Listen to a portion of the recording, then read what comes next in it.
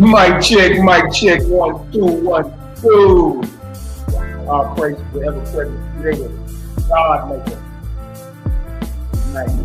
Comprehensive of his presence is everywhere. I'm your little brother Malaki Macabee. It's another reaction video. Reacting to spiritual burnt offerings video. A video that was sent to me actually. I ain't even get a chance to watch it. I just think I'm gonna just chop it up off the cuff. Y'all know how we do. Yeah. Sent to me as a video from where I got my old assembly. You know what I mean? So we're gonna go ahead and talk about it. Let's see what's what, and let's see what the understanding lies at. Let's see what the deception is at. Let's see what the darkness is at. You know what I mean? We're gonna talk about it today. What was crazy though, is I've been having a convo behind the scenes with one of my brothers, right? A beloved brother of mine. Make no mistake about it, it's my brother. Yeah. But I already figured he, been over there chopping it up and all that. He just trying to see what's what. He still ain't did no video yet, but I'm gonna go ahead and react to where he getting it from. And then, you know, we can take it from there and see what the business is. You feel me? But before we get started, y'all hit that like button, that share button, that subscribe, like, all that good stuff. Get the algorithms on fleek around this. Y'all already know CGG created gangs in the building, baby. You know what I mean? Kicking ass and taking nothing. As usual. Kicking ass and taking names. Y'all wipe y'all shoes off, take your shoes off, wipe your feet at the door. Like my brother Cloud can say, breathe in with the light. Now we gonna talk about it, we gonna slow it down. We gonna work. We gonna work. You know what I mean? Nobody be mad about nothing. All right, so look, let's get to this real quick. I want to show this. Before we get started. We can leave it where it's at.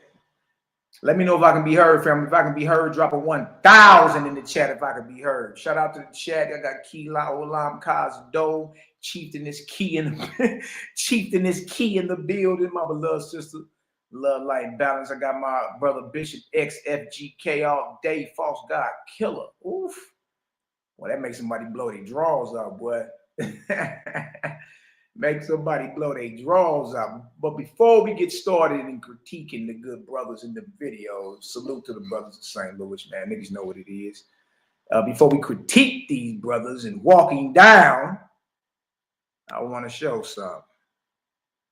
Good. And again, I've only, I ain't even listened to it. It's, so this is off the cuff. I ain't listened to it. You feel me? I ain't listened over that way in about, I don't know. It's been a minute. It's been a long time since I listened to what's going on. But I caught word through the, keeping my ears to the streets that the brothers are saying that the sacrifice that Jephthah put down was him. He sent his daughter to go live in the church or something. Boy, man, look. But look, I figured that's where bro was getting it from. You know what I mean? But just to hear people tell me that that's what's being said, I'm like, okay. All right, well, let me go ahead and spin a block on my brothers. You did. And we going to chop it up and see what's what. But until then, let's check this video out real quick. 11 minutes long. Let's work. It's no secret that the God of the Bible has a darker side. Throughout the Old Testament, God is responsible for a whole slew of natural disasters, from erasing life on Earth in a world-ending flood to unleashing devastating plagues of biblical proportions. Like it or not, God has a death toll. Question is, has anyone gone through the Bible and counted it? Armed with a calculator, a spreadsheet, and a King James version, I have done just that. I want to figure out how many people in the Bible can list God as a cause of death.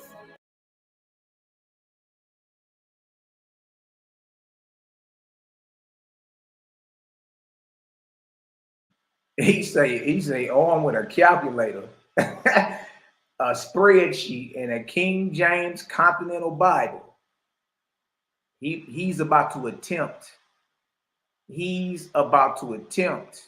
You know what I mean, to put a number on the kill count of biblical God.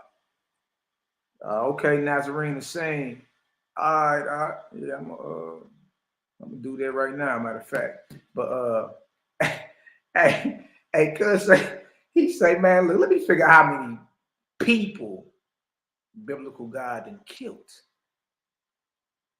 Because I heard through the grapevine, one of the elder brothers is saying they want you to believe your God is a murderer. I said, boy, he said it like that. They like, bro, he said it with all the conviction. Okay. Well, let's go ahead and put something on it then. Just real quick, And then the truth is just the truth. It ain't. The worst thing you can find out is you're doing something wrong, and then you can correct where you off it. That's the worst that can happen. What's the worst that can happen? You find out you're going the wrong way. All right, well, now it's time to turn around. Let's go. Turns out there is a precise number, and it's in the millions. Oh, it's a horrifying statistic. He say there's a precise number. And y'all, it's in the millions.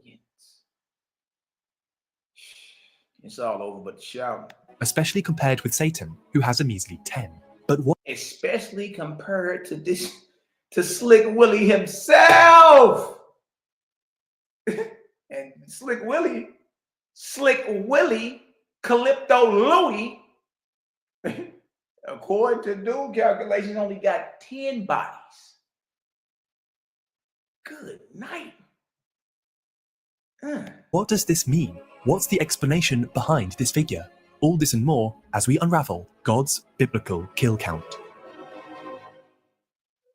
Our search begins in the Old Testament, the section of the Bible that covers the history of Israel. Within these pages, you're never too far away from a biblical disaster, like when God engulfs an entire city in flames. This violent depiction of God has always fascinated me. It's so different to the peaceful God of the New Testament.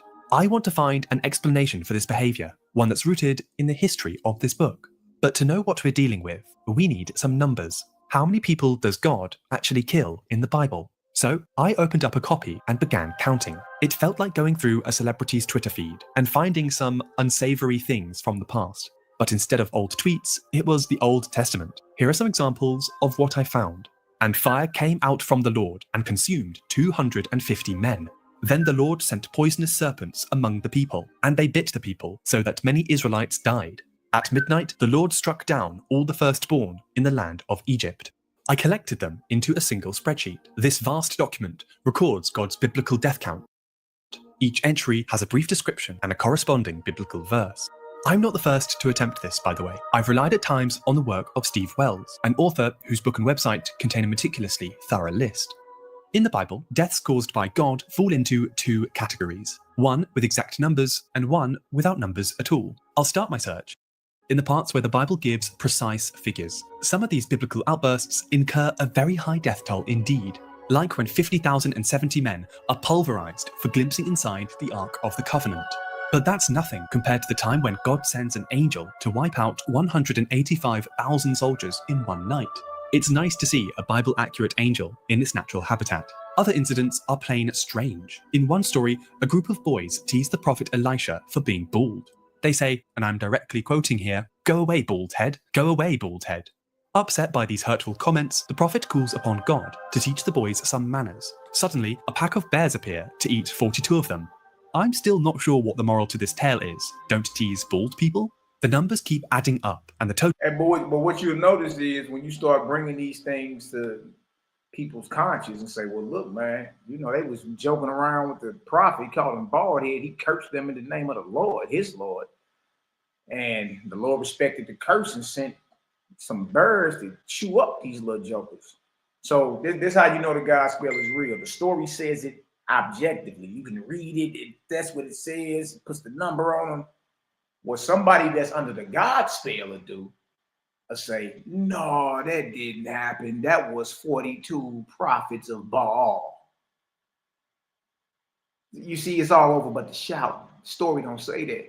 And it's the same with the Jephthah situation. Millie Mouth Negroes are in denial. They in denial about what it is. You feel me? Because deep down in the dark recesses of their mind, they like, no, my God couldn't have. He couldn't have did this. You dig? And he can't. One of the things the elder used to say that makes zero sense right now is he can't violate his own law.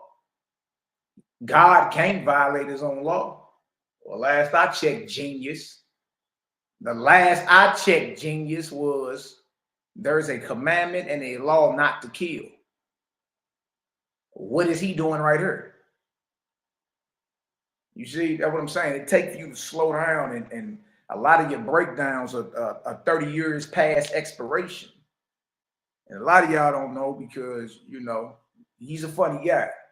He's a funny guy. So he definitely is a master at moving the goalposts. He'll have you laughing. I give him that. That nigga's funny as a boy. Man, look, listen to me. The brothers that where I got my cut from in Israel, these brothers are funny. You understand? Boy, you'll be laughing. I'm talking about laughing so hard your stomach will be hurting. You dig? But as I grew in spirit, I understood, oh, okay, he's tap dancing. He's winging the crowd. He's winging his answers.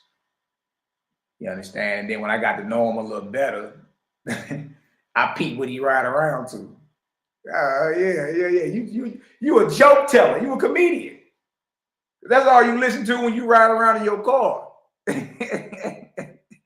Oh, you know, ain't nothing wrong with being no comedian. But what I'm saying is there are different tactics that men use, you understand, to keep your focus off what the topic is. You understand? And again, I know these men. The main one I'm talking about is a master tap dancer.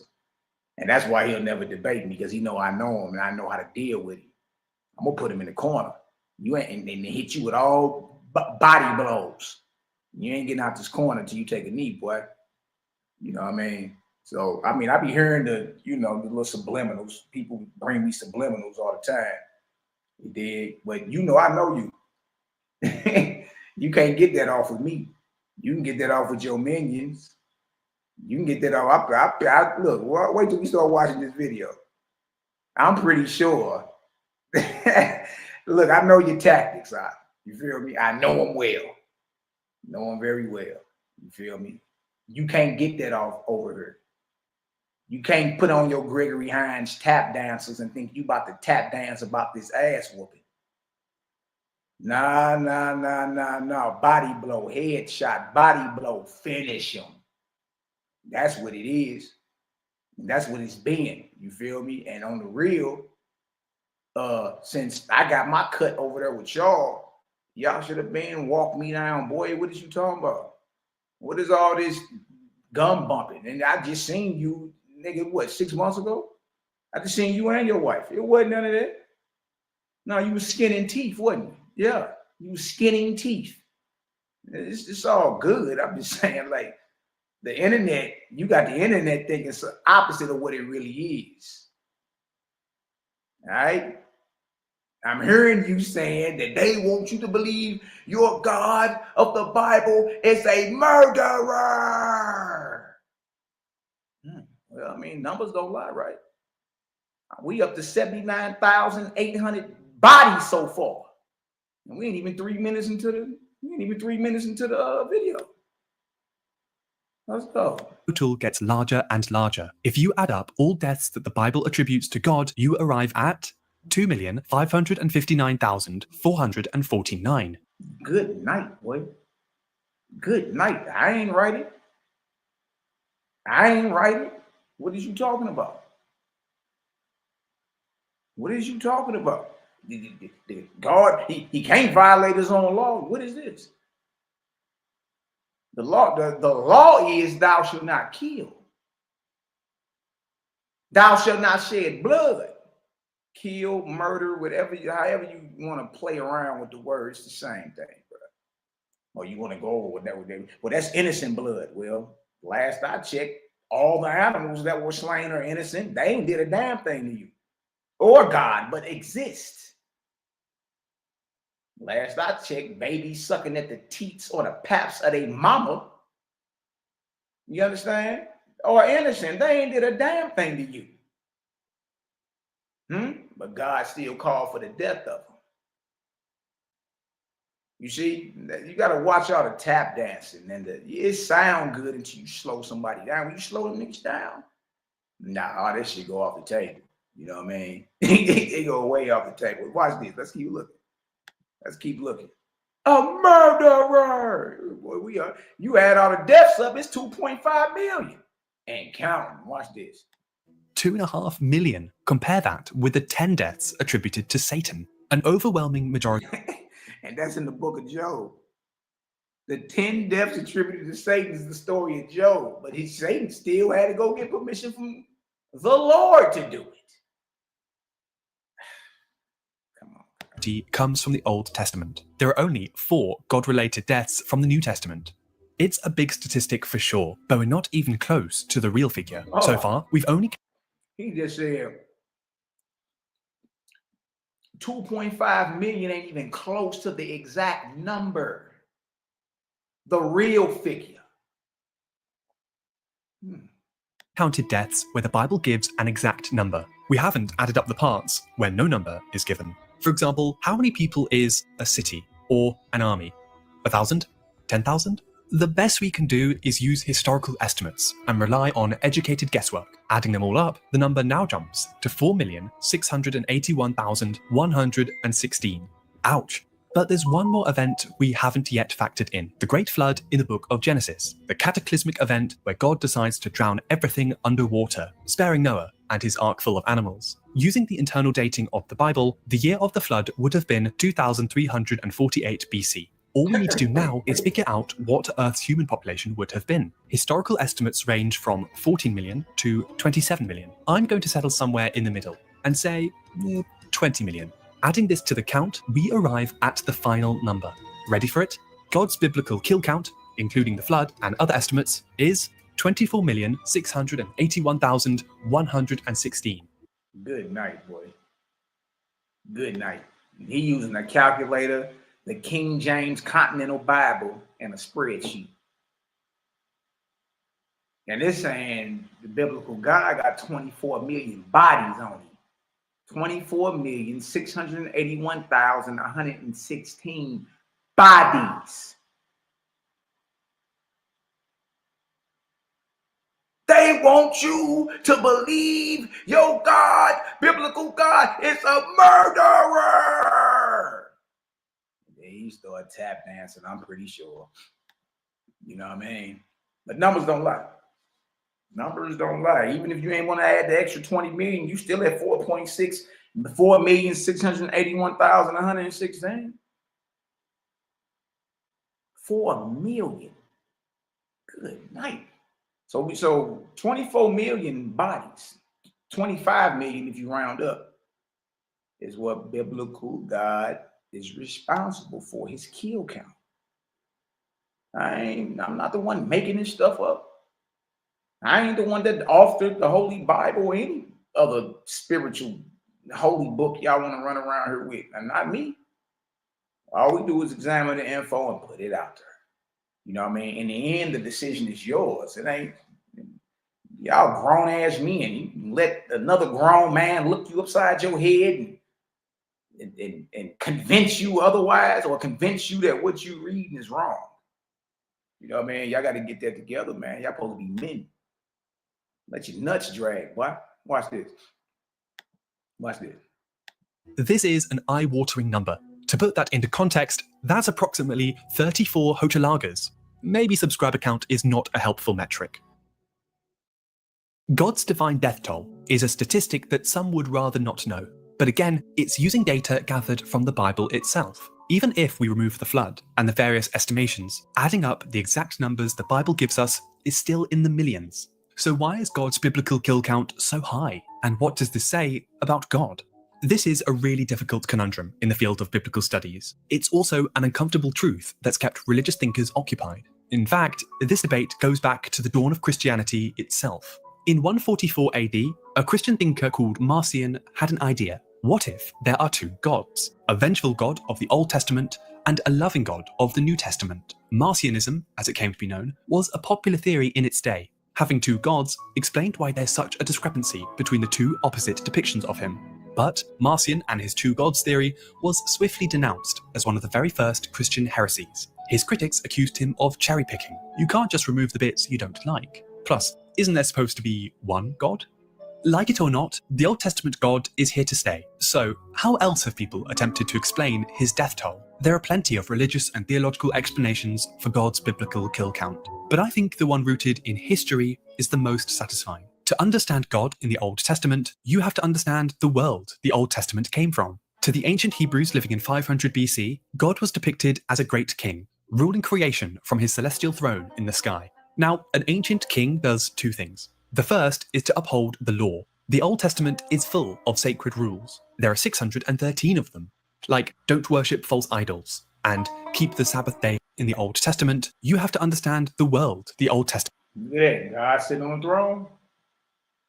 God sitting on the throne with white flowing hair. In the image of a man. Came from. To the ancient Hebrews living in... That's the coin of Yahweh right there. on a wheelchair, another throne, a winged chair. You understand? That's the coin of Yahweh right there, Yahuwah. Mm-hmm. Mm-hmm. Mm-hmm.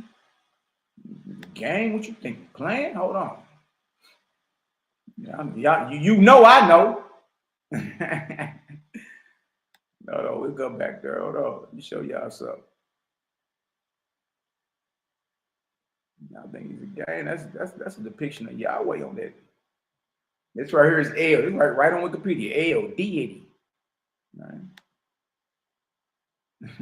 In the image of a man, father of gods, sitting on a throne. Look at it. Gilded statuette of El from Ugarit. So we often Canaan in the Levant. Other names of El, Adonlim. What does El live at? Mount Lael. Symbol is a bull. Region is Levant, Canaan. All right. El has a genealogy most don't know. Well, all men have genealogies. It makes sense.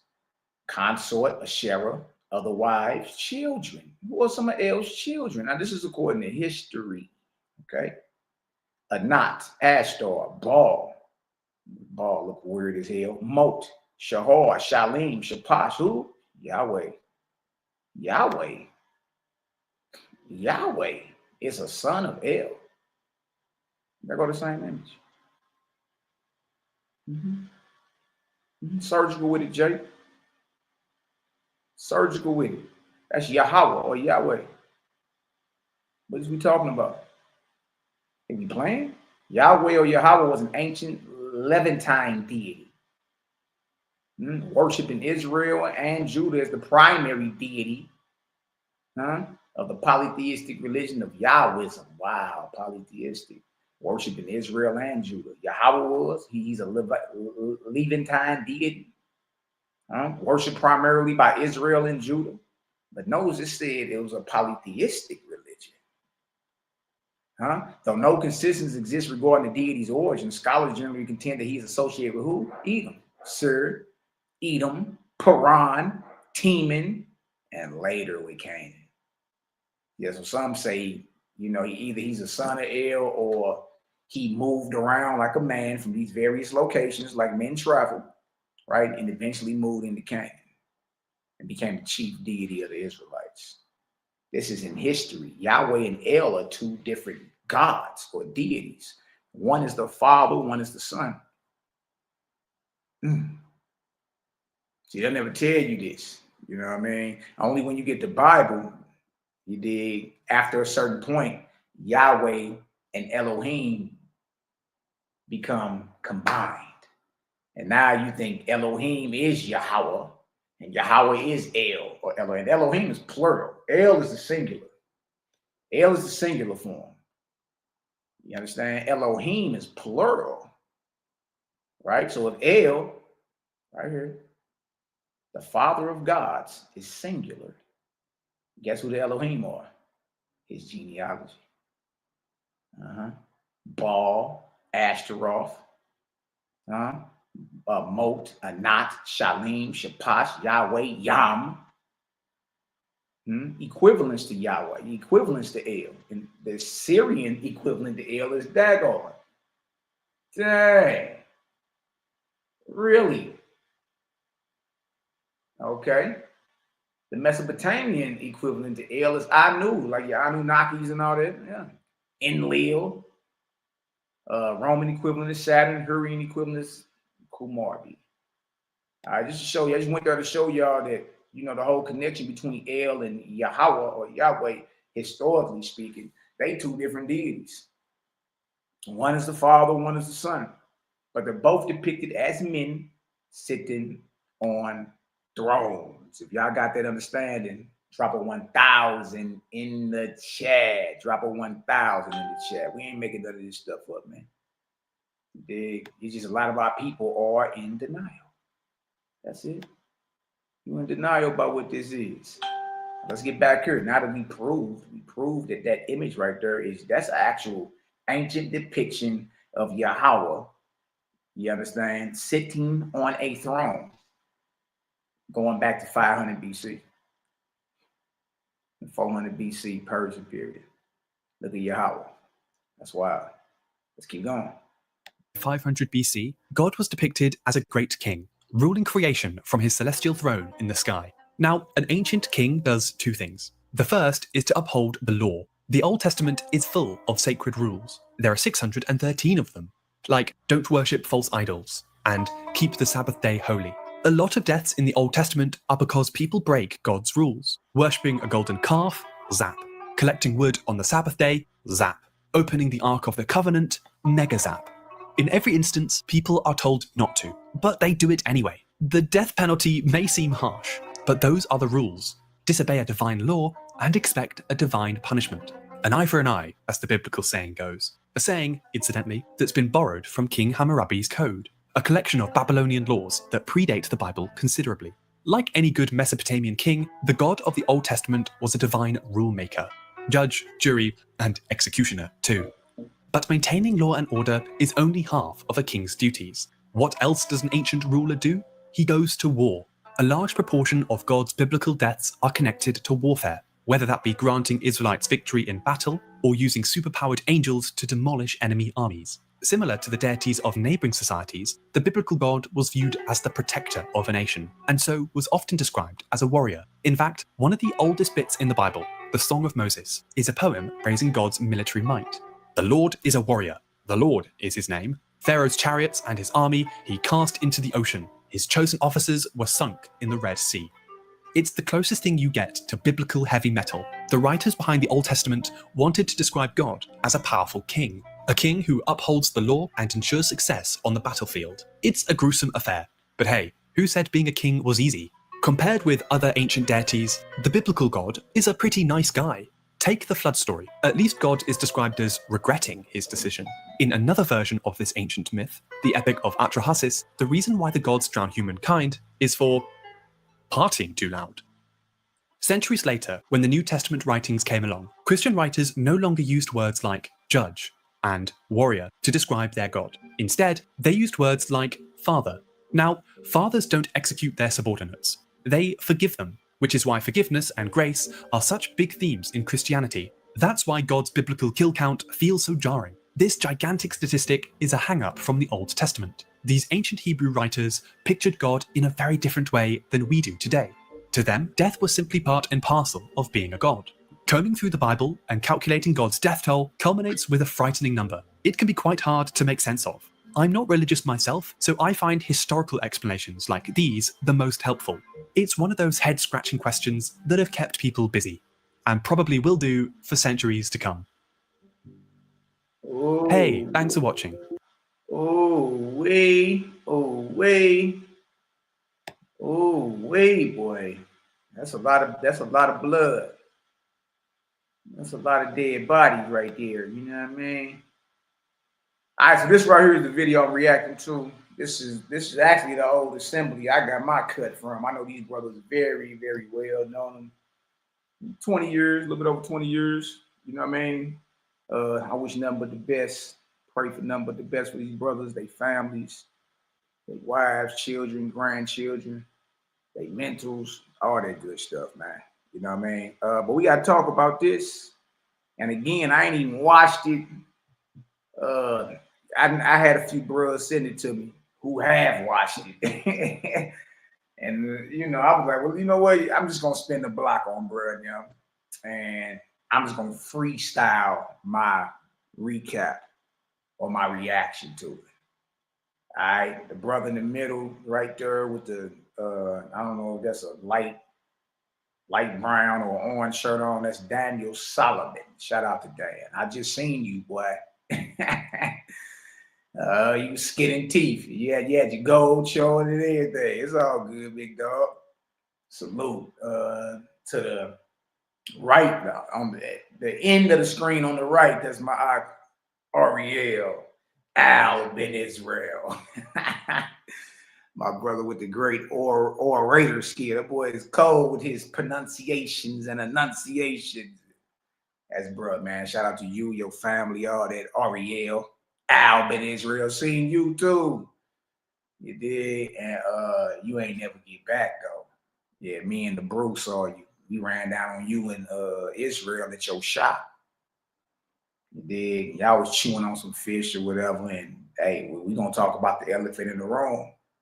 You dig? And how I usually do is what I always do, fire off. And needless to say, brother, you ain't had nothing for me then. And you for damn sure ain't got nothing for me now. You even admitted that that sounds like a violation of dietary law. Exactly.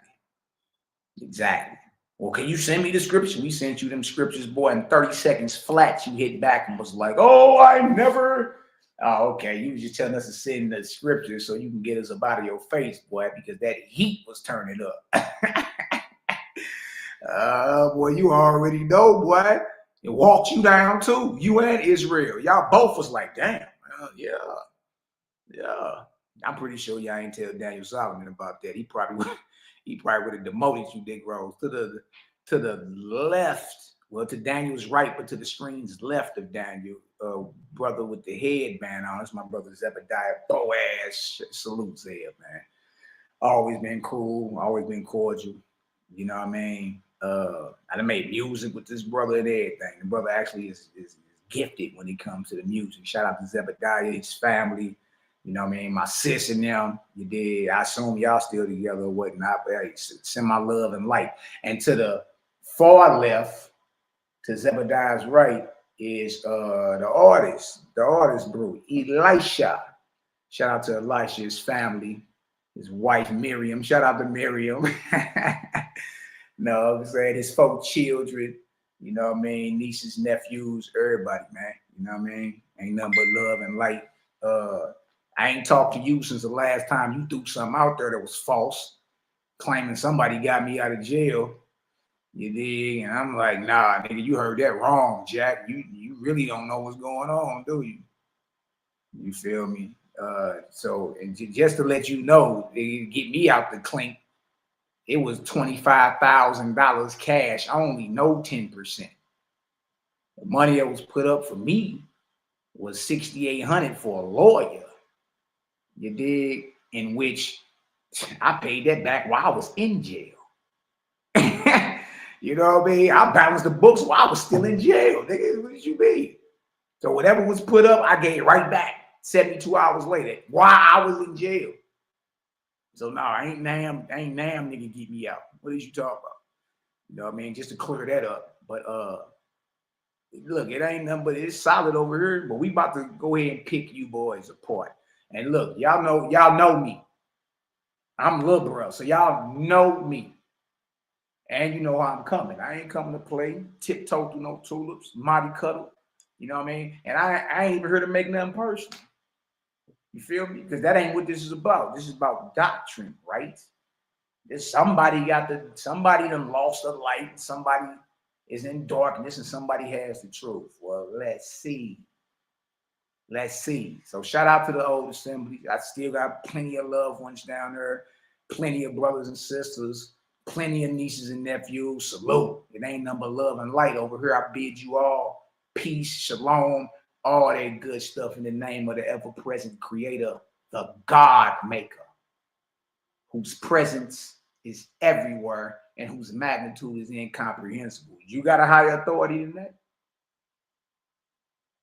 Not I think, not I know not. But let's cook. Let's listen to this. We just gonna pause them down and walk him down. Y'all know how I do. Let's work. If any of y'all ever had that situation, y'all know that's not pleasant. But he is chilling now at home, so chill on, big country.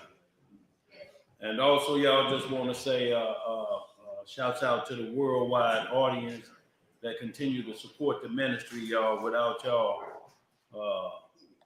we wouldn't be able to bring forth these lessons as a body, y'all. So we one body, every piece fit together. And y'all, so with this lesson again, just want y'all to understand when we're saying understanding spiritual burnt sacrifices. And what we're talking about is anytime there's sacrifices, it's either you're thanking the Most High or you're covering a sin. Mm-hmm.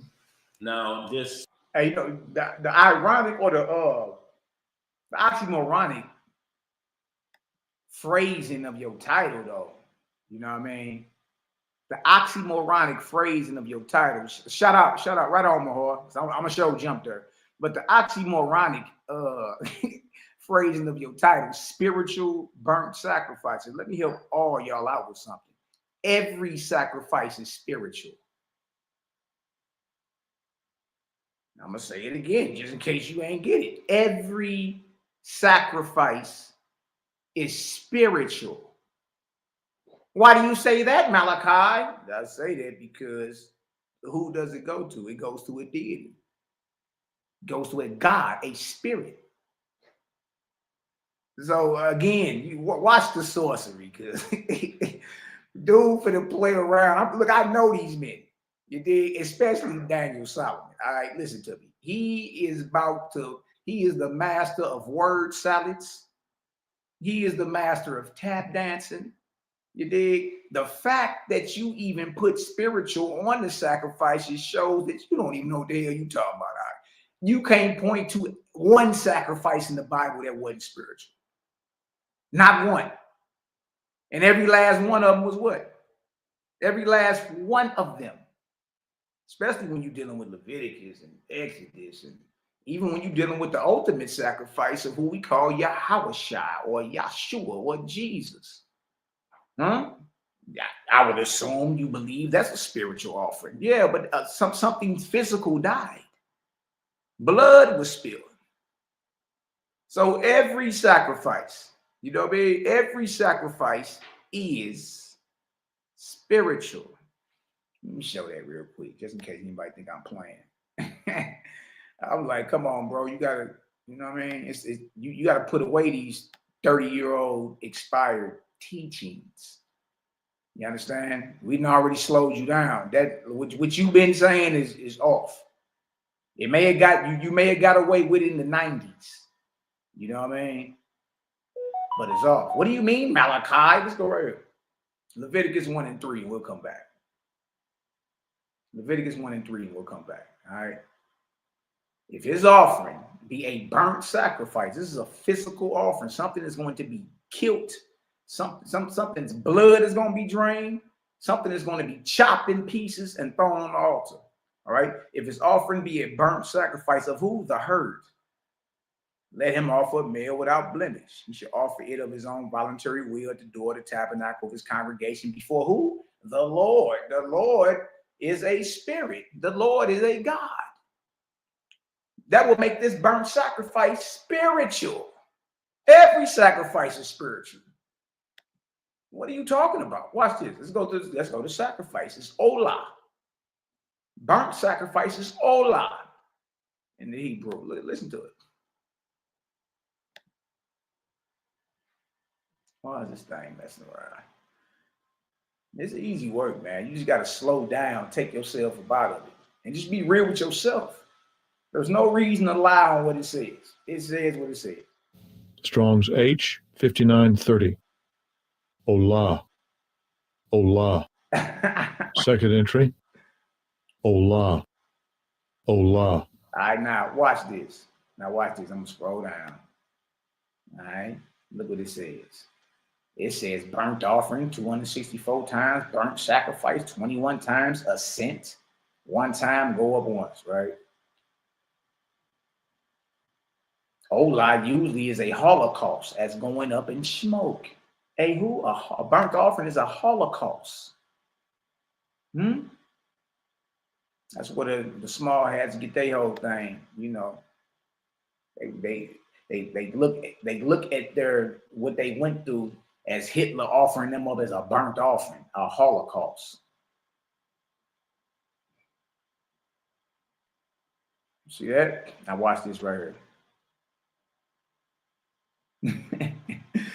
This right here. This is out the Brown Drivers Briggs lexicon.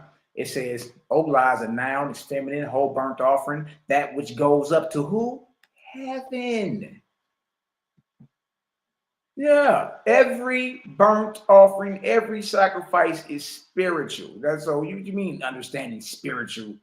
Nah, that's sorcery. Look at this. Look at this. The whole burnt offering, beast or fowl, is entirely consumed and goes up in the flame of the altar to who? To God. Well, that means every sacrifice is spiritual. Daniel Solomon. You understand? So just even the title of what you're talking about, just even the title in what you're talking about is off, bro, because every sacrifice, whether it's a burnt offering, a peace offering, a grain offering, a wave sheaf offering, a voluntary offering, whatever offering you're talking about, a sin offering, every offering you're talking about, brother, is spiritual. It goes to God, who is a spirit. If y'all understand that, drop a 1,000 in the chat. Mally ain't making none of this up. Wait. Walk you down just based off your own lesson. And I ain't even looked at this deal yet. I ain't even looked at it. I don't watch this. Again, brother, y'all know me. You understand? If ain't nobody gonna swing through and check, you know what I mean, critique and scrutinize what you talking about, you knew I was coming. I don't even know why you even played that. If it get back to me, you know I'm coming. You know it. I don't even know why y'all even try to play with me. Watch this. This situation we're going to deal with today, we're going to only deal with Judges 11 because this is where most of this misunderstanding is coming from. That's how I know y'all, this class is about me. Because I just did a class on Judges 11 a couple of days ago and proved that Jephthah sacrificed his daughter to biblical God as a burnt offering. So obviously what I put out there got back. And it ain't just me. The creator game dropped something right before that. Shout out to Selah Shalom and them. He dropped a thorough presentation probably like 3 days before me. Yeah. You ain't just got to deal with me no more. Watch this. But what happened is, as you can see through discussions that's out there, everybody's starting in the middle of the page. And when you start in the middle, sometimes you get seconds that may be sloppy. And that's what's happening right now with this discussion because everybody started. Which is, you off on that. Who started in the middle? We go to Judges 11, read that is a burnt offering. Then we go back to the beginning. Leviticus, the first chapter, to show you what a burnt offering is. This is the law of the burnt offering. So you can understand the vow that Jephthah made to his God under the spirit and unction of his God or his Lord. Yahweh. Come on now. Starting in the middle. So for us to even have a fair judgment, we don't even know what brought the situation on because of where they're starting. He keep looking you Negroes all upside y'all head though, man. What's up with that? He looking for validation from you, Ariel. He keep looking you all upside your face. Boy, he looking at y'all like y'all better not have no different understanding than me. There you over there looking like, boy, y'all better not. I better not smell Malachi's understanding on none of y'all. It's all over but the shout, big dog. Watch it. Starting there. They're starting in the middle of the subject matter. So you will never be able to understand what's going on. So now he acts like, look, he looked Ariel upside his face again. Look. Why you keep looking these grown-ass men upside their face like they little children? Like, come on, Ak. Like, Ak, stop it. And I've known you way too long. Stop it. Boy, you looking these men all up, especially Ariel. Boy, you getting looked all upside your face, boy, like you about to get put in the corner. Like you about to get put in time out or something. What the hell is going on here? And again, we went right to the topic of the matter is Jephthah's daughter. We ain't got to start nowhere else. We start right there. Because the conversation is about, did he offer his daughter up as a burnt offering? Did he offer his daughter up as a burnt offering? That's what it is. You feel me? It ain't even about nothing else. The longer you delay in getting there, the longer you tiptoeing through the tulips. What is you doing? Ariel, he looking you all upside your mug, and your head is buried in the Bible. I wonder how many times he do this, because this is already becoming crazy. Watch it. To make you playing on your intelligence, so you won't understand. Like you ain't learned how to read in school and study context clues. Watch out for the tap dancing as if once you start reading Bible, then the context clues and everything you learned in school goes out the window. So you won't understand how to properly come to a righteous judgment. Hell you mean?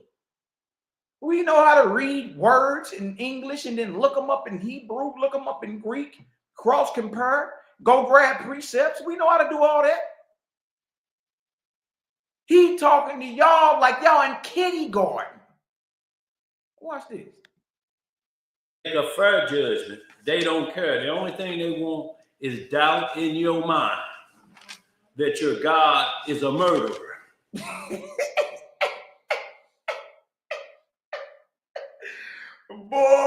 Boy, Daniel, boy, I know that look, boy, the God spell is real. We just put numbers on the kill count of biblical God. Huh? Did we not? We just put a kill count, and it's over 24 million. Like, look, bro, it is or it ain't. My thing is, if wherever you at and you roll with that, stand on it. Stand on it. I want you to believe your God is a murderer. That's what brother was telling me about. It was like, boy, hey, he started pouring it on thick right there. Let's take that back a little bit. Look at Daniel's face. Boy, the answer, nigga, I ain't come play today, cuz. Nigga, I'm coming to, hey, nigga, I'm coming to embarrass somebody. Look at it. Look at it. To understand what's going on. To make boy, Ariel, boy, I know you smelled all that smoke. Hold on. You keep looking this man upside his face. To understand what's going on. Look. To make a fair judgment. They don't care. The only thing they want is doubt in your mind that your God is a murderer.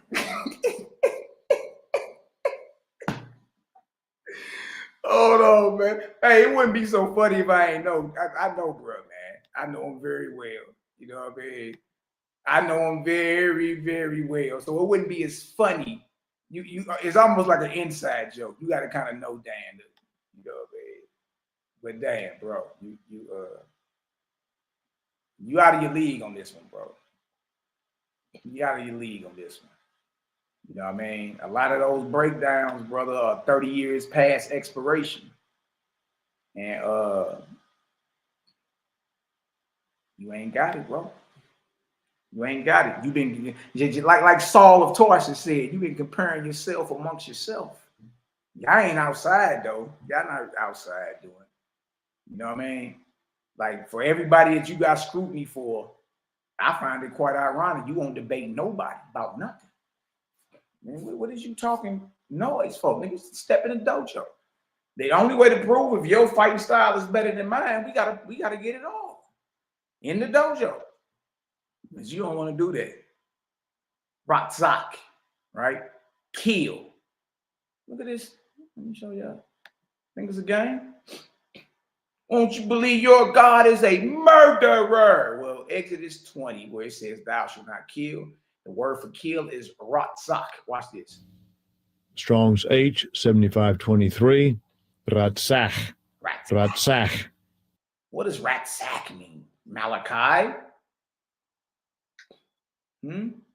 Outline of biblical usage. To murder, slay, or kill. to murder, slay, whether it's premeditated, accidental, as avenger, slayer, to be slain, to murder, assassinate, murderer, assassin, to be killed. Well, biblical God has 24 million bodies on him.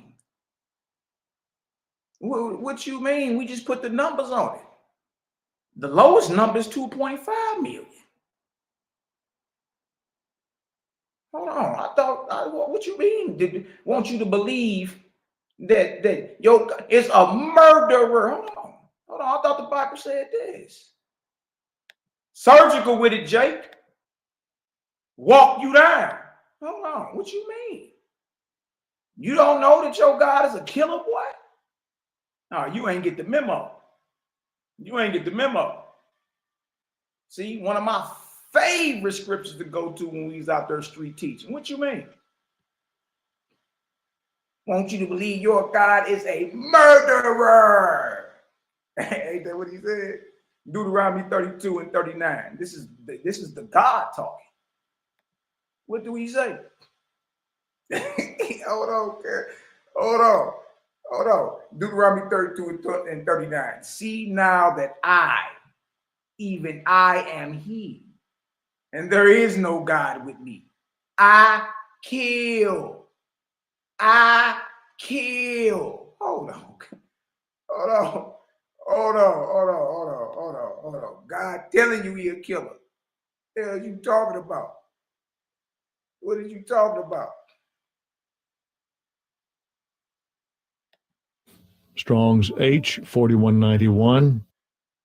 Muth. Look what it means. To die, kill, have one executed. What is we talking about? You ain't get the memo, Daniel Solomon? What do you mean? What do you mean? Have one executed. To die is penalty. Be put to death. To die, perish as a nation. To die prematurely by neglect of wise moral conduct. To kill, put to death, dispatch, to kill, put to death, to be killed.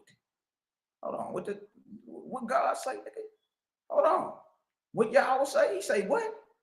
He say, see now that I, even I am he, and there is no God, no Elohim, H430 with me. I kill, and I make alive. I wound, and I heal. Neither is there any that can deliver out of my hand. For I lift up my hand to heaven. Hold on. What do you mean lift up your hand to heaven? You ain't already there? You ain't already there? God moving and talking like a man. For I lift up my hand to heaven and say, I live forever. If I sharpen, if I whet my glittering sword, and my hand take hold on judgment, I will render vengeance to mine enemies and will reward them that hate me. I will make my arrows drunk with blood. What you mean? They want you to believe your God is a murderer. That's what you say. I will make my arrows drunk with blood, and my sword shall devour flesh. And that with the blood of the slain of the captives from the beginning of the revenges upon the enemy. God said he killed. Daniel, what do you say? Hold on. What is you talking about? Well, look. Hold on. Let's get back to Daniel Solomon, man. Hold on. This was funny. Like, boy, I ain't a couple minutes in and already chopping you boys down, man. What is going on? Off the cuff. I ain't even watched this. Off the cuff. To understand what's going on, to make a fair judgment. They don't care. The only thing they want is doubt in your mind that your God is a murderer.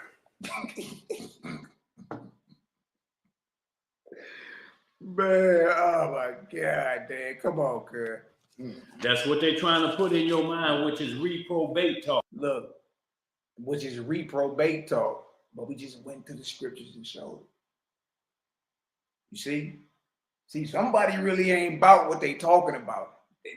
He's gonna make it, he's gonna paint a picture in your mind to have you doubt what you read in plain English right there on the pages. You see? And that's the problem. Ain't nobody slowed you boys down and walks you down, bro. You know, but see what I'm saying? You know me. If it get back to me, I'm coming. Rip. Oh. Men of perverse lips or hollowiness. Oh my God, dude. Come on, man. Come on, bro.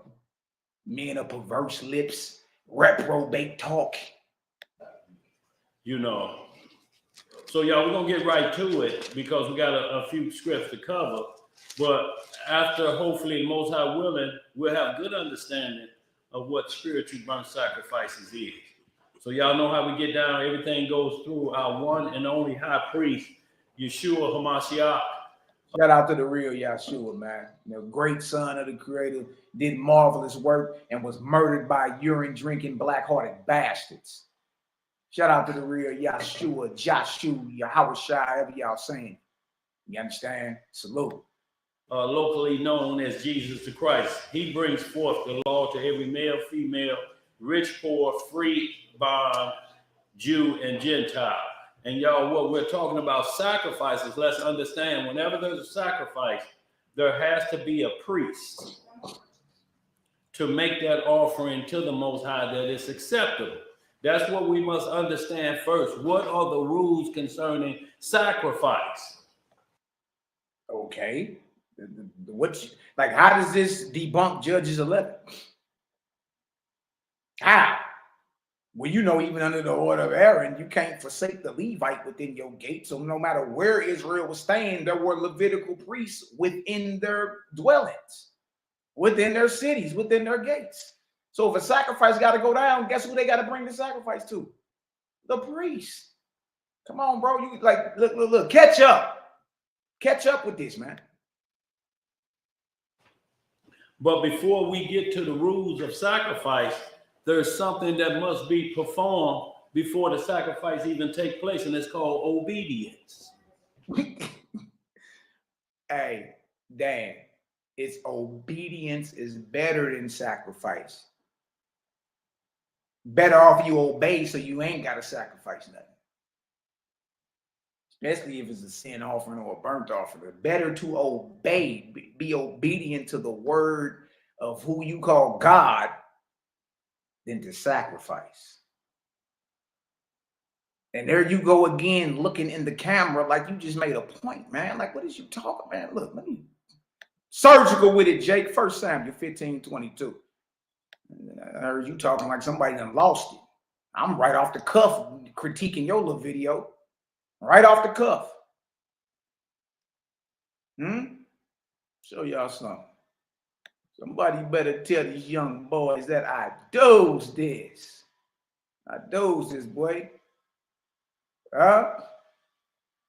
And Samuel said, 1 Samuel 15:22, and Samuel said, have Yahweh as great delight in burnt offerings and sacrifices as in obeying the voice of Yahweh. Behold, to obey is better. To obey is better than sacrifice. To obey is better than sacrifice. And to hearken than the fat of rams. Come on, Elder, you gotta, like, come on, bro, catch up. Catch up, because it ain't looking good thus far. You know what I mean? It ain't looking good thus far for thou. Let's get back to you. Let's get back to you, bro.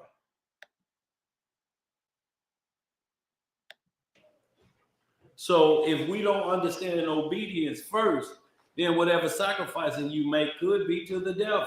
Oh! Hold on, man. Hold on. If you don't understand obedience first, then whatever sacrificing you making could be to the devil. to the devil.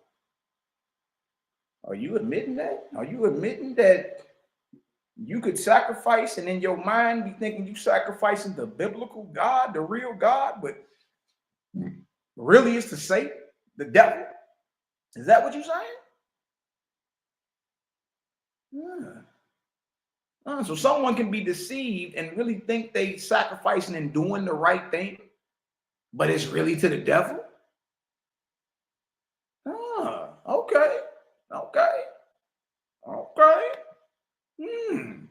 If y'all all heard that, the man just said, if you don't understand obedience or how to obey, then what you sacrificing could be to the devil. If y'all heard him say that, throw a 2,000 in the chat. Dang. Well, that means you could actually be thinking you're doing the work of God, who you call God, the creator, right? And be deceived and really be sacrificing or doing the work of the devil. He just said that. Dang. Or it could be listening to someone that's chasing the lips of the devil and now got you on edge. There you go, looking again. Ariel, boy, you looking like Daniel's pupil. He keep looking you all upside your head and your whiskers. So y'all, we're gonna get right to it. And y'all, this subject matter of understanding spiritual burnt sacrifices is gonna deal with priesthood. And we have to make sure the priesthood is in order. What priesthood we should be following. And how does that law apply to us as individuals who in such a state that they find themselves becoming a spiritual burnt sacrifice.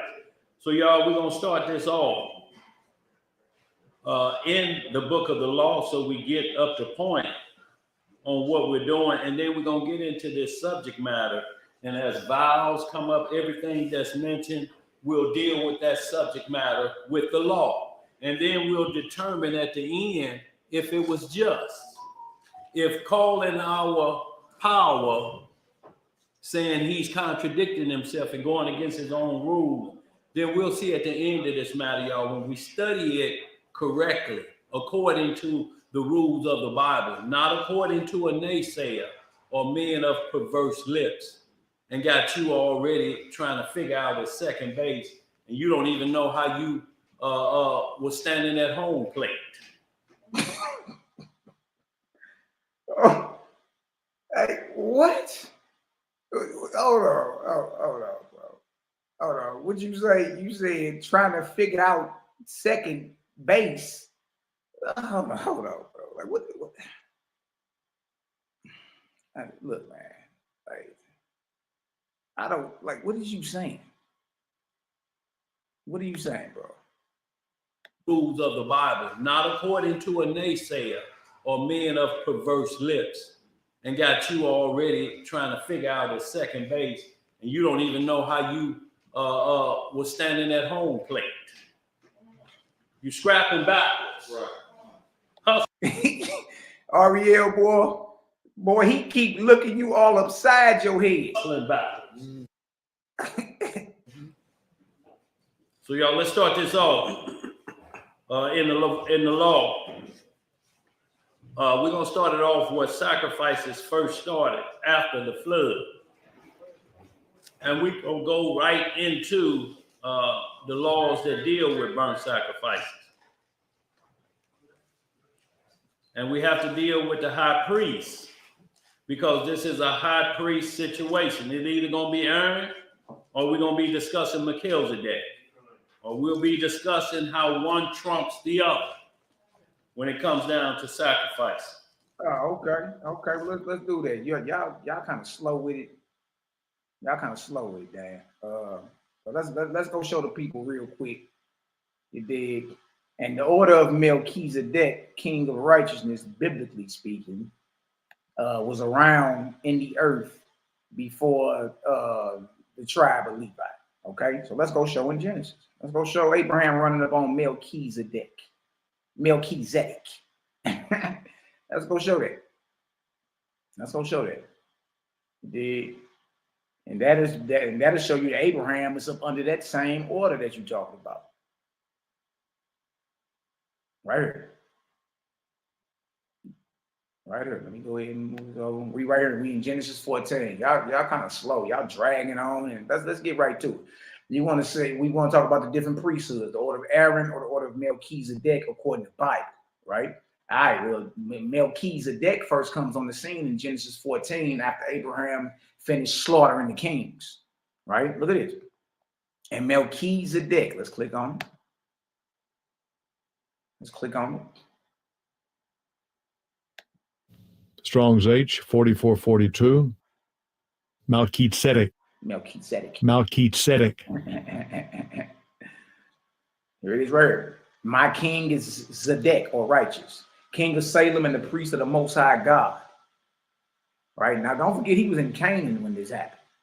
All right, when you go into like books of Jasher and all that, they, which is Jewish tradition, but they try to connect Shem, Noah's son, as being that Melchizedek that Abraham ran up on in Genesis 14. You feel me? Others say, notice he was a high priest of the Most High God, but he was already in Canaan. So this is a Canaanite high priest, and it just so happened that El is a Canaanite god, historically speaking. You know what I mean? I showed that earlier. All right, but nonetheless, regardless of the fact, this priesthood, Melchizedek, or what he's saying, Melchizedek, was in the earth before there was a tribe of Levi to officiate at any altar. Okay, he was a king and a priest of El Elyon, the Most High God. This says king of Salem and priest of the Most High God, to whom Abram paid tithe after the battle he fought to free Lot.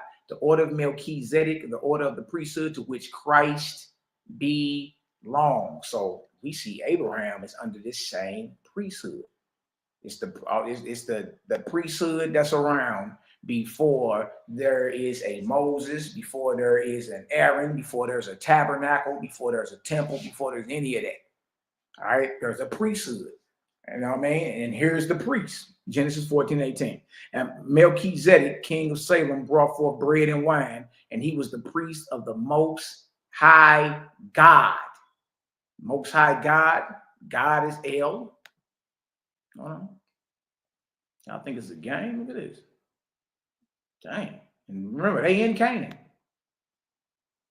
Who's God? Strong's H 410. Ale. Good night.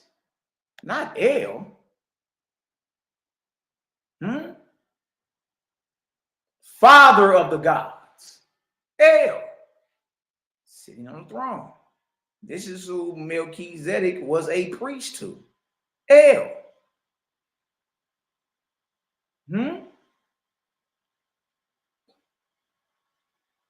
Good night. Let's get back to it. So we got El, but then let's go look at Most High. So we got God being El, right? What is Most High? What is Most High?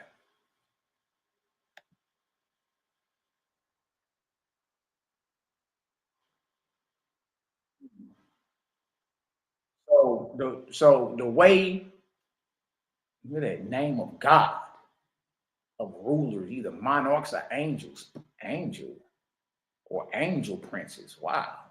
Notice how the God is always associated with some type of angel, deity, or something like that. You know what I mean? So to say the Most High God in Hebrew, you would say El Elyon. El Elyon. Okay, so this is a king and a priest of Salem. Salem is Jerusalem. Jerusalem is in Canaan. Okay, so he's the king of Jerusalem and he's the priest of El in Canaan. So after Abraham finished, he bring forth bread and wine, and he was the priest of the Most High God. And look what this priest says to Abraham. And he blessed him and said, "Blessed be Abram of the Most High God, El Elyon, possessor of heaven and earth. And blessed be El Elyon, Most High God, which have delivered your enemies into your hand." And he gave him tithes of all. Abraham is up under this same priesthood that Daniel was talking about. Genesis 14, 18 through 20. And he blessed them and said, blessed be Abram of the Most High God, possessor of heaven and earth, and blessed be the Most High God, El Elyon, which have delivered your enemies into your hands. Y'all see that? Right? So Abraham is up under this same priesthood that Daniel keeps talking about. Now remember that. Now watch this. Show y'all something even deeper than that. Abraham knew how to build altars. See, so the law of how to build an altar, the law on how to perform sacrifices and all that was already known in the earth before there was a tribe of Levi or an order of Aaron. Okay, and this is leading right back into what I was saying. All sacrifices are spiritual. There are no, because they all go to a deity. They're all spiritual. What are you talking about? Look at this. Look at it. Let me show you. Abraham was building altars and all that. Genesis 12. He came up out of there. Genesis 13. Genesis 12 was Genesis 13. Yeah, right here. Genesis 12 and 8. What are you talking about, man? Genesis 12 and 8. So Abraham was up under this same order that Daniel keeps talking about. That according to the Bible, Jesus Christ is the high priest of. Right? All right, so watch this. And he removed from thence unto a mountain on the east of Bethel, house of God, house of El, and pitched his tent, having Bethel, house of El, on the west, and High on the east. And there builded a who? An altar unto Yahweh, and called upon the name of Yahweh. Look at this. He building altars and all that. What do you mean an altar? What, he just went and grabbed a heap of rocks and stones and just said, this is my altar? No, there's rules to it. All right? There's rules to it. Strong's H, 4196. Mizbeach. Mizbeach. An altar. A place of sacrifice. Look what it said right here, down here in the Browns. Place of slaughter.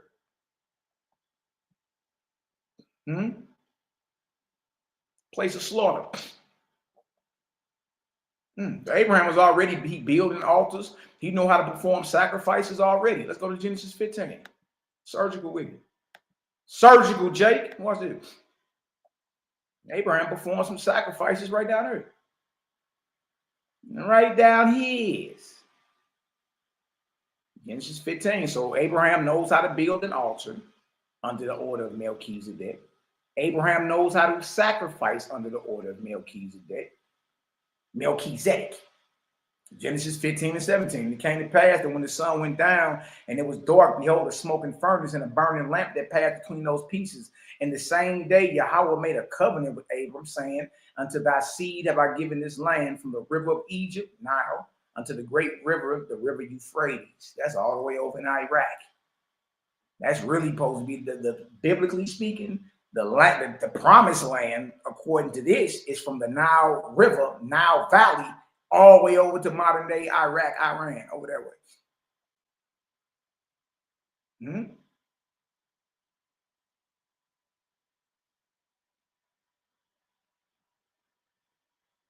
Hold on. I'm gonna show y'all when he chopped them birds up. Here you go. Here. Look at this. Genesis 15 and 8. And he said, Lord God, Lord God, whereby shall I know that I shall inherit it? And he said unto him, take me an heifer of 3 years old. See? So he giving them instructions on how to properly sacrifice. Take me a heifer 3 years old, and a she-goat of 3 years old, and a ram of 3 years old, and a turtle dove, and a pigeon. And he took unto him all these and divided them in the midst, and laid each piece one against another, but the birds divided he not. And when the fowls came down upon the carcasses, so he had killed the heifer, he killed the she-goat and killed the ram and the turtle dove and the young pigeon. He sacrificed them to the Lord. So Abraham, before there's a Moses, before there's any type of tribe of Levi or order of Aaron, he already know how to build altars. He already know how to sacrifice. He already knows what's going on. All up under this order of Melchizedek that Daniel keep talking about. As if that's a difference. As if it's a difference, meaning it's still a physical sacrifice and blood got to be spilled. Blood still got to be spilled, genius. What are you talking about? This is the order of Melchizedek. Abraham just met him in the previous chapter. Then you go back to Genesis 12, Abraham building altars. Where he get that knowledge from? An altar, a place of slaughter. You get up to Genesis 15, the God told him, hey, look, take this right here. This is what you do. This is what you do. Grab a heifer, 3 years old, and a she-goat, 3 years old, and a ram, 3 years old, and a turtle dove and a young pigeon. Okay? So he sacrificed all these. How do we know? Verse 11. And when the files came down upon the carcasses, what are carcasses? The carcasses of all those that he just named, the heifer, the she-goat, the ram. See that? Abraham drove them away. And when the sun was going down, a deep sleep fell upon Abram, and lo, a horror of great darkness fell upon him. And this is when the prophecy come about the 400 years. I was going there to show you Abraham knew how to build altars under for one, he met Melchizedek himself and was blessed by him. Chapter 12, he already knew how to build altars. Chapter 15, he got instructions from the deity on what to sacrifice. You know what I mean? To offer up to for an inheritance, right? Now so when we get over here to Genesis 22, under the order of Melchizedek or Melchizedek, like the brother says, what is this? The offering of Isaac. In which Abraham was willing to do. In which Abraham was willing to do, brother. Like, let's not play the game. You know what I mean? Let's not play the game. Let's just, you know what I mean, deal with what it's saying right there. So the offering of Isaac, right? Genesis 22 and 1. And it came to pass after these things that God did tempt Abraham. God did tempt Abraham and said unto him, Abraham. And he said, behold, here I am. And he said, God said, take now thy son, thine only son. And that's a whole nother topic too. But thine only son, Isaac, whom thou lovest, and get thee into the land of Moriah and offer him therefore a burnt offering upon one of the mountains which I will tell thee of. So if Abraham then already met Melchizedek, the high priest of El Elyon, know how to build altars, already got the knowledge of sacrificing, what make you think that he don't know what a burnt offering is? And all you got to do is read down to the end of the story. And for time's sake, we'll jump down further. Watch this. Watch this. Because Abraham was willing to do it, right? But he was stopped. Watch this. Watch this. Now, Abraham, verse 10, and Abraham stretched forth his hand and took the knife to slay his son, right? But if you don't know what a burnt offering is, you would think he probably just was going to poke him in the side and he bleed out. And that's it. No, he was told to offer him up as a burnt offering. What is that? What is a burnt offering? Look at this. And the angel of Yahweh called unto him out of heaven and said, Abraham, Abraham. And he said, here am I. And he said, lay not thine hand upon the lad, neither do thou anything unto him. For now I know that thou fearest God. Now you know. God is supposed to be all knowing. You should already know. Seeing thou hast not withheld your son, your only son, from me. There it go again. Why does Isaac keep being called the only son of Abraham? That's another topic. We'll get to that one day. And Abraham lifted up his eyes and looked, and behold, behind him a ram caught in a thicket by his horns. And Abraham went and took the ram and offered him up for a burnt offering in the place, or in the stead of his son. So y'all, what he did to the ram, he was going to do to his son. What he did to the ram, he was going to do the exact same thing to his son, had not that angel stopped him. So what is a burnt offering? What is a burnt offering? We can read the definition again, and then we're going to go to Leviticus 1 and show you. Okay, now remind you, this is still up under the same priesthood that Daniel was talking about. All right, same priesthood.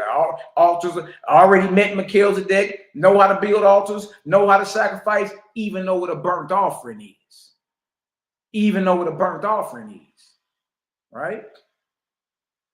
But in order to get the law on how, or the rules of a burnt offering, right, to read that, because Genesis ain't being specific with it, we got to go to Leviticus 1. And Leviticus tell you exactly what it is. All right, so a burnt offering is an olah. Olah. Strong's H 5930. Olah. Olah. Burnt offering. Second entry.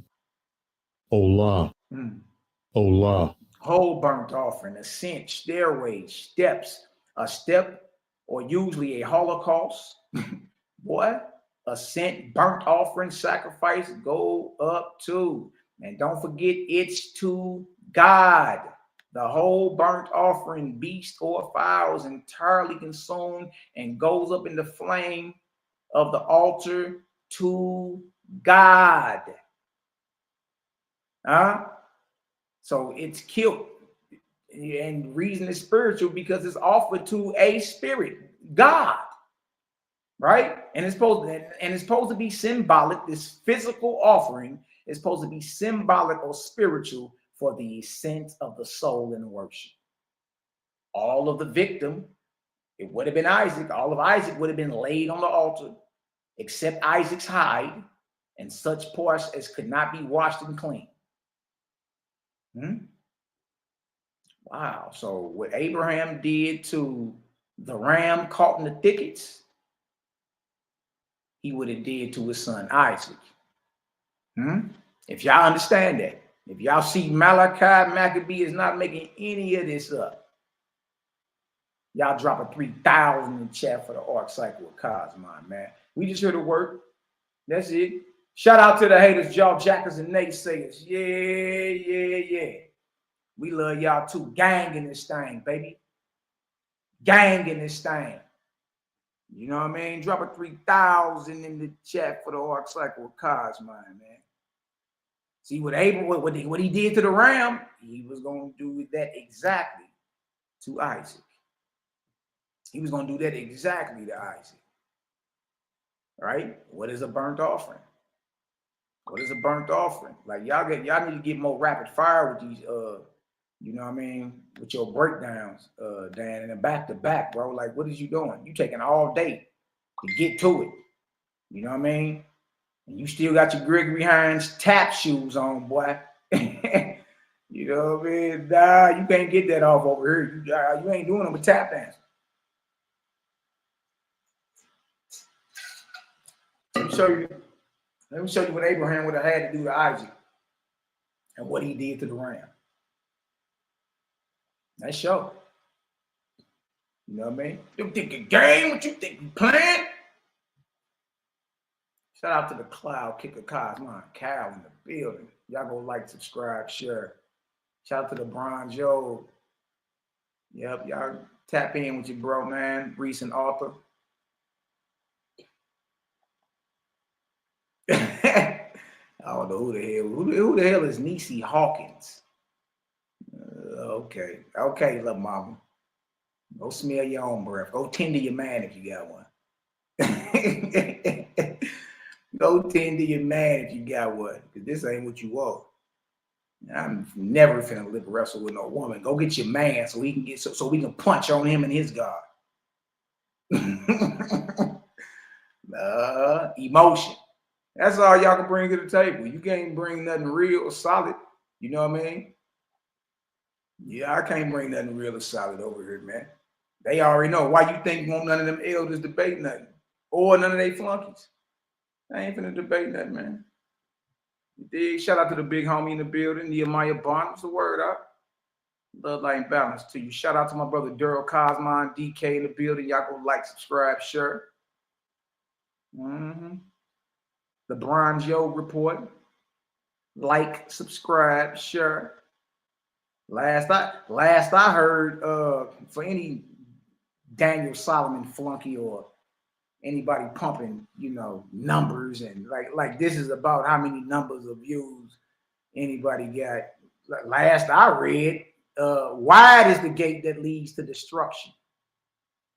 Narrow is the path of life. So we ain't looking for a whole bunch of mumble mouth misfits. Tell your coward ass elders, come on outside. How about that? Or your man, if you got one. Tell his punk ass come outside and debate it. You know what I mean? If not, look, this ain't what you want. Little mama, keep it pushing. That's it. That's it. Shout out to the CGG. Shout out to the CGG. Sela Shalom in the building. Y'all go like, subscribe, share. What is a burnt offering, Malachi? Y'all need to step y'all, like, I don't know. Y'all need to step y'all rapid fire game up. Because that's too slow. You're dragging along too much. If his offering be a burnt sacrifice of the herd, let him offer a male without blemish. And he should offer it of his own voluntary will. Yeah. Voluntary will at the door of the tabernacle or the congregation before Yahweh. And he, this is what Abraham would have had to do to Isaac. And he, Abraham, shall put his hand upon the head of Isaac, the burnt offering. This is what he did to the ram. The ram took the place of Isaac, and it shall be accepted for him to make an atonement for him. And he, Abraham, shall kill Isaac. Or the ram that he caught in the thickets, and he shall kill Isaac or the ram before Yahweh and the priests. There go the priest Daniel was talking about, Aaron's sons. But don't forget, Abraham is already a Melchizedek priest. He's already offering up sacrifices, building altars. He doing all that before there's a Levite in the earth, according to the Bible.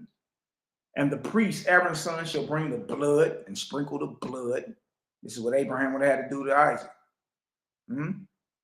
Shall bring Isaac's blood and sprinkle the blood round about upon the altar. So he would have had to slit his throat, collect his blood, and then do what? Draw a blood border around the altar of burnt offering with Isaac's blood. And he, Abraham, shall flay Isaac and cut Isaac into his pieces. This is what Abraham would have had to do. There wasn't just a poke out and, you know what I mean? And he just bleed out. Okay, Lord, he's dead. No, it did this get ugly. And he shall flay. What is the flay, Malachi? And he shall flay. Dang. Pashat. Okay. Nothing to look at. Like, I was going to and look at. Strong's H 6584. Pashat. And he shall flay. It means to strip, invade, strip off, make a dash. Strong's definition. A primitive root, to spread out, i.e. deploy in hostile array. By analogy, to strip, unclothe, plunder, flay, fall upon, flay, invade, make an invasion, pull off, put off, make a road, run upon, rush, set spoil, spread themselves, strip. They had to skin the sacrifice. Strip the skin off the sacrifice. This is what he would have had to do to Isaac. You see that? Look at this. And he shall flay the burnt offering. Isaac was supposed to be offered up as a burnt offering. just like Jephthah's daughter was. This is what Jephthah had to do to his daughter. Right? This is what Abraham was willing to do to Isaac until he was stopped. So being he was stopped, there was a ram that was put in the place of Isaac. And so this is what he did to the ram. And this is what he was willing to do to his son. And he shall flay the burnt offering, skin it, strip it, and cut it into his pieces. He would have had to dismember Isaac. Jephthah had to dismember his daughter. We're not reading into that's what it say, right? 7. And the sons of Aaron, the priests, well, under Melchizedek, like Daniel's saying, this priest is Abraham. And the sons of Aaron, the priest, shall put fire upon the altar. Abraham shall put fire upon the altar he knew how to build, and lay the wood in order upon the fire. And Abraham shall lay the parts of Isaac. Remember, he had to cut them. He had to cut the burnt offering in pieces, right? Right? He was willing to do this to Isaac, but a ram was put in Isaac's place. But this is what he would have had to do, right? And the priest Aaron's sons, or Abraham, shall lay the body parts of Isaac. Isaac's head. That means he chopped his damn head off. Okay, well, that sounds too gruesome because he didn't go through with it, Malachi. Well, he chopped the ram's head off then. Regardless, a head must be removed from a corpse, from a body, after the throat been slit and the blood been drained. And I'm not making this stuff up. And the priest, Aaron's son, shall lay the parts, and Abraham shall lay Isaac's body parts, Isaac's head, and the fat, Isaac's fat off his organs, in order upon the wood that is on the fire, which is upon the altar.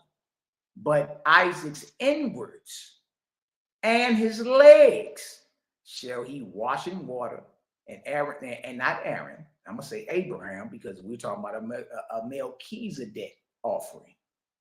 And Abraham shall burn all on the altar, burn all of Isaac's body parts on the altar,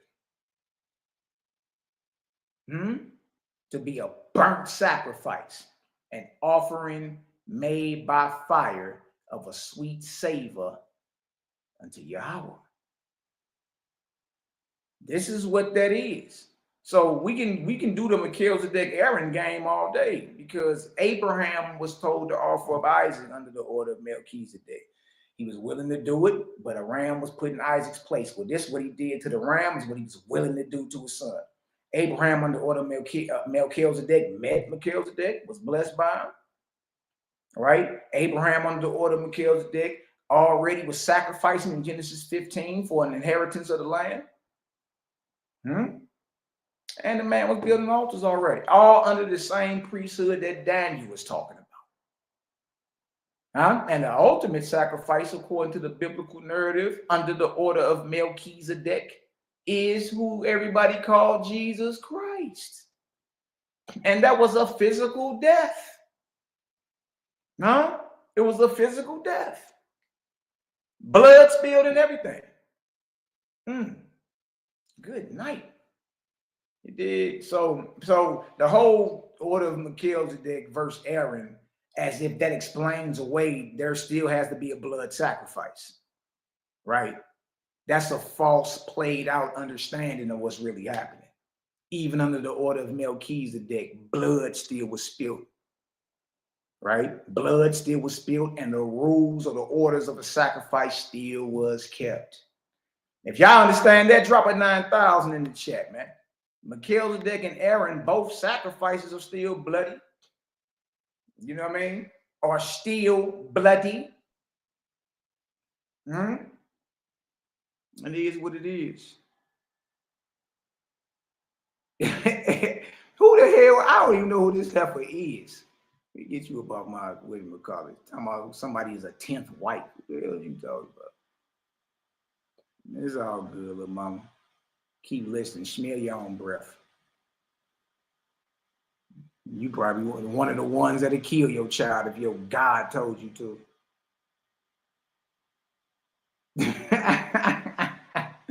All right, so the whole Aaron versus Melchizedek is something still got to die. Altar is still built. Blood is still poured out. Heads are still chopped off. I mean, what do you mean? And it's still considered a spiritual sacrifice because it goes to a God. All right, let's try to get back and maybe they can speed up a little taste. You know what I mean? Shout out to the haters, job jackers, and naysayers. Let's go. So y'all, let's get right at it. We'll start with where we see first sacrifices have been mentioned, and this is after the flood. So we're going to Genesis 8 and 20.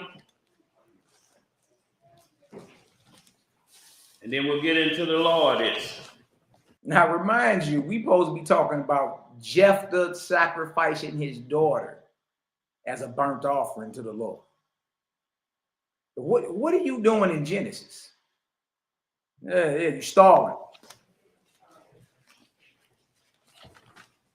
And y'all, this is what they're trying to make you believe, that sacrifices was only given when sins were around or to forgive sins. No.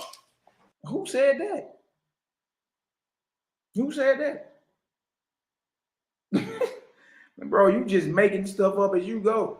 Who is they? Who are you talking about? Obviously, you talking about me. So who said what you just said? Yo, we sacrifice because the Lord done something great for us. That's right. You giving him thanks. See, they always want to keep you under the curse of the law, Elijah. You know what I'm saying? See, so you spill blood or sacrifice because the Lord did something great for you. Now look at him. He's looking up the side of Zebediah's face now. What is really going on here, man? You dig? What is really going on? Watch this. I'm saying, yes, sir. Not the spirit of the law. So it always had you backpedaling, thinking I've done something wrong. Mm-hmm. And ain't nothing worse than thinking all day I've done something wrong. But you don't know why. Mm-hmm. It's just on you. So let's get it. Go ahead, bro. All right, family, we're going to be reading in the book of Genesis, chapter 8. Start the reading in verse 20. And y'all, and this is Noah after he come off of the mountains of Ararat after the flood. The waters, assuaged or went back to where they come from. Abstained, the waters abstained and went back. Receded. Thank you, bro. And the waters receded and went back. Noah is getting off the ark at this point. Now, I want y'all to understand there's no sin on planet Earth at this time. Everything on the ark is righteous. Right. Everything on the ark is like the morning and the evening were this day, and it was good. Boy, he keep looking y'all all upside y'all Giles. It's where we at, y'all, getting off the ark. Go ahead, bro. Genesis chapter 8 and verse 20. What it say?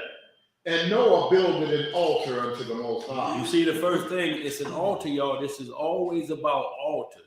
Altars and sacrificing to the Most High. So with every altar, there has to be a priest. Go ahead. And took of every clean beast and of every clean fowl, and offered burnt offerings on the altar. So he did according to the law. He took every clean beast and every clean fowl, even though there was things on the ark that we shouldn't eat, but they were not for food. Right. They were not for sacrifice. Go ahead. Verse 21. Yeah. And the Most High smelled a sweet savor. What did he smell? A sweet savor. And the Most High said in his heart, I will not again curse the ground anymore for man's sake. For the imagination of man's heart is evil from his youth. Neither will I again smite any more everything living as I have done. While the earth remaineth, seed time and harvest, and cold and heat, and summer and winter, and day and night shall not cease. So what we did is understand right off that this was salvation, and Noah is offering a sacrifice, a sweet savor. What is the sacrifice for? It's for deliverance. That's right. We made it through the flood because he's explaining with this sacrifice, I'll no more do what I did. It's going to be a difference if I have to do this again, but it won't be by flood. Right. No matter how it rained, it will never be on these levels. And then he go on to explain, to establish this covenant with you, I'm going to put a bow in the cloud. So that's why after every big storm, you always see a rainbow come out. That's just to let you know I'm still with my covenant with y'all. I'll never destroy the world by flood again. Y'all, remember, this is supposed to be about the sacrifice of Jephthah's daughter as a burnt offering. That's what this is supposed to be about. Why are you in Genesis, the 8th chapter? You see? Look, it'll be different. I know these men. You understand? And I know Daniel's teaching tactics. He's stalling y'all. Huh? Because one thing he know, the Negro's attention span ain't too long. And if you know that, then you supposed to be right to it. Like, what's all this? We all the way over here, and men of perverse lips, and vile understanding, and reprobate this, and what the hell is all that? Huh? You stalling. That's what you doing. So by the time you really bring out, and we gonna jump there. I found the minute marker. We gonna jump there to where you said off your lips, Negro, that this girl was sent to go live in a church. Yeah. So by the time he gets there, which is damn near 3 hours into the class ain't number 3 hours and 27 minutes. Almost 3 hours into the class, he finally reveals his hand. This is what we think happened to Jephthah's daughter right here. This is what we think. Right? And he finally puts it out. Everything else before that, y'all, deflection, stalling. You stalling because you know by the time you really reveal what you're talking about, most of the people gonna be yawning, scratching, hungry. Baby's gonna be making noise. Okay, it's time to pray out and go. It's time to pray out and go.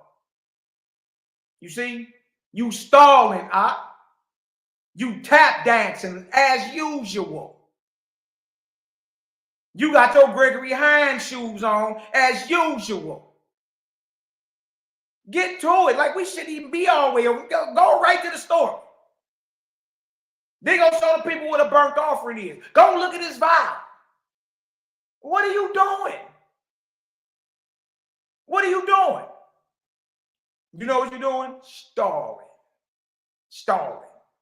You understand? Because you know, had you been up under some intense scrutiny, you dig, sitting right across from you, boy, that shit would have been shot out the water, Daniel Solomon. You know that. That doctrine can't stand rapid fire with somebody sitting right across from you, let alone in a debate in front of everybody and let the crowd choose. Because in the end, that's what it is anyway. In the end, every man got to arrive at an understanding in his own mind. No matter how many times this Negro look at you upside your jaw. Niggas is in Genesis chapter 8.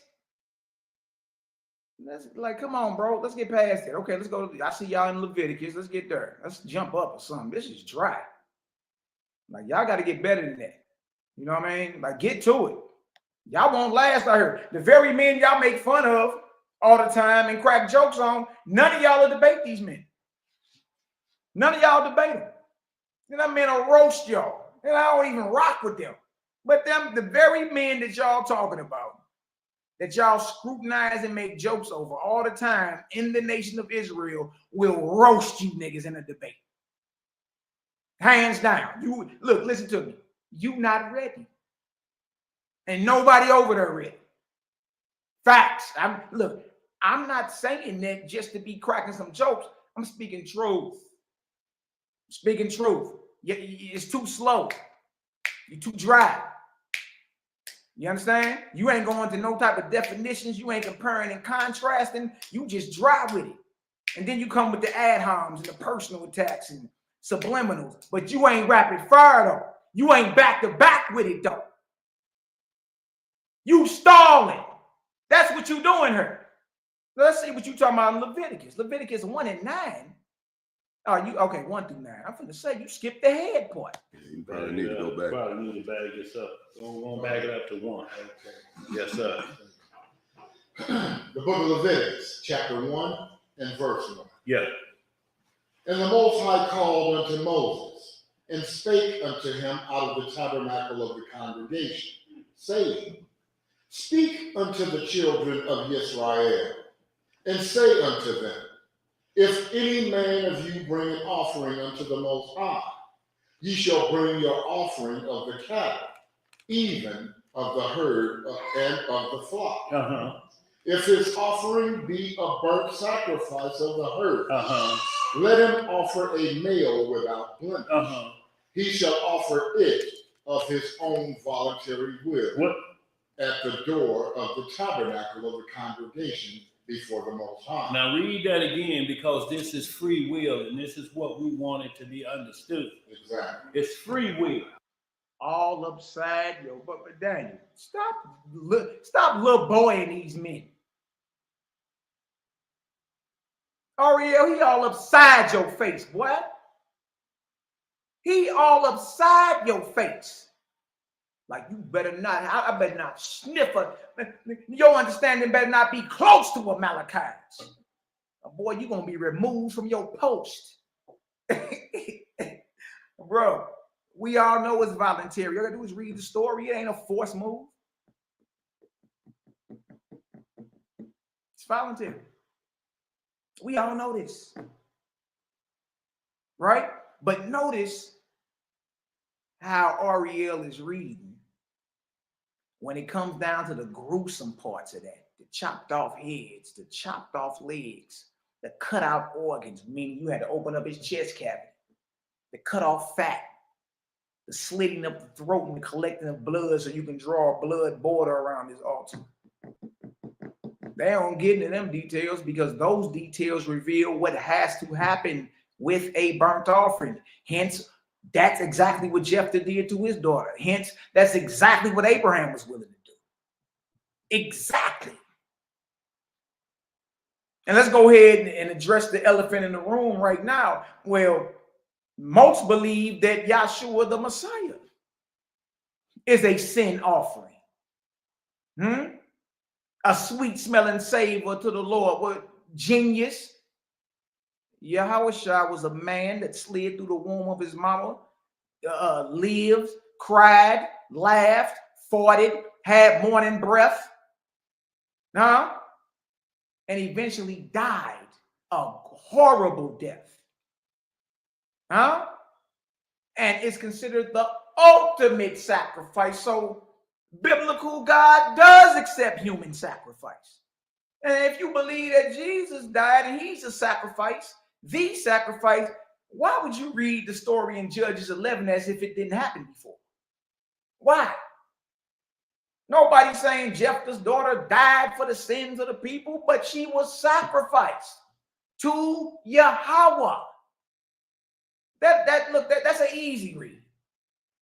That's an easy read. But notice how they don't even stop and go into the details of what a burnt offering really is. You'll read it smooth, but you'll read it in a way to where the people never really in their mind imagine what's happening here. Right? Okay, we got to kill the offering, the victim, right? Right there before the tabernacle. And then take all his blood. What that means, you got to drain the blood about him. Quickest way to do that, slit his throat, hang him upside down, collect his blood. Right? So now he's dead. And you bring him over to the altar and get the chop and chop the head off, chop the lower extremities, drop that blade into that chest cavity, yank down. You can open up the rib cages like that. Get the cutting out organs. That's what happened. That's a burnt offering. And then, you roast all that as a sweet smelling savor to the Lord, to Yahweh. That's what that is. Ariel, he looking you all upside your afro. You biting your lips and everything. Hold on. Go ahead. Verse 3 again. Yeah. If his offering be a burnt sacrifice of the herd, right, let him offer a male without blemish. He shall offer it of his own voluntary will at the door of the tabernacle of the congregation before the Most High. And he shall put his hand upon the head of the burnt offering, and it shall be accepted for him to make atonement for him. That's right. And he shall kill the bullock before the Most High, and the priest, Aaron's son. So we see that it had to mention priest here. Right. Aaron's son, a man, even though he does a sacrifice of his own will, there's still an order to this. Go ahead. And the priest, Aaron's sons, shall bring the blood and sprinkle the blood round about upon the altar that is by the door of the tabernacle of the congregation. And he shall flay the burnt offering and cut it into his pieces. And the sons of Aaron the priest shall put he shall flay the burnt offering and cut it into its pieces. But you never stop. You just talk about it's a voluntary will. But you never stop and be like, well, hold on, what you mean pieces? What you mean pieces? What's up, buddy? You know what I mean? How was your field trip? It was good? You had fun?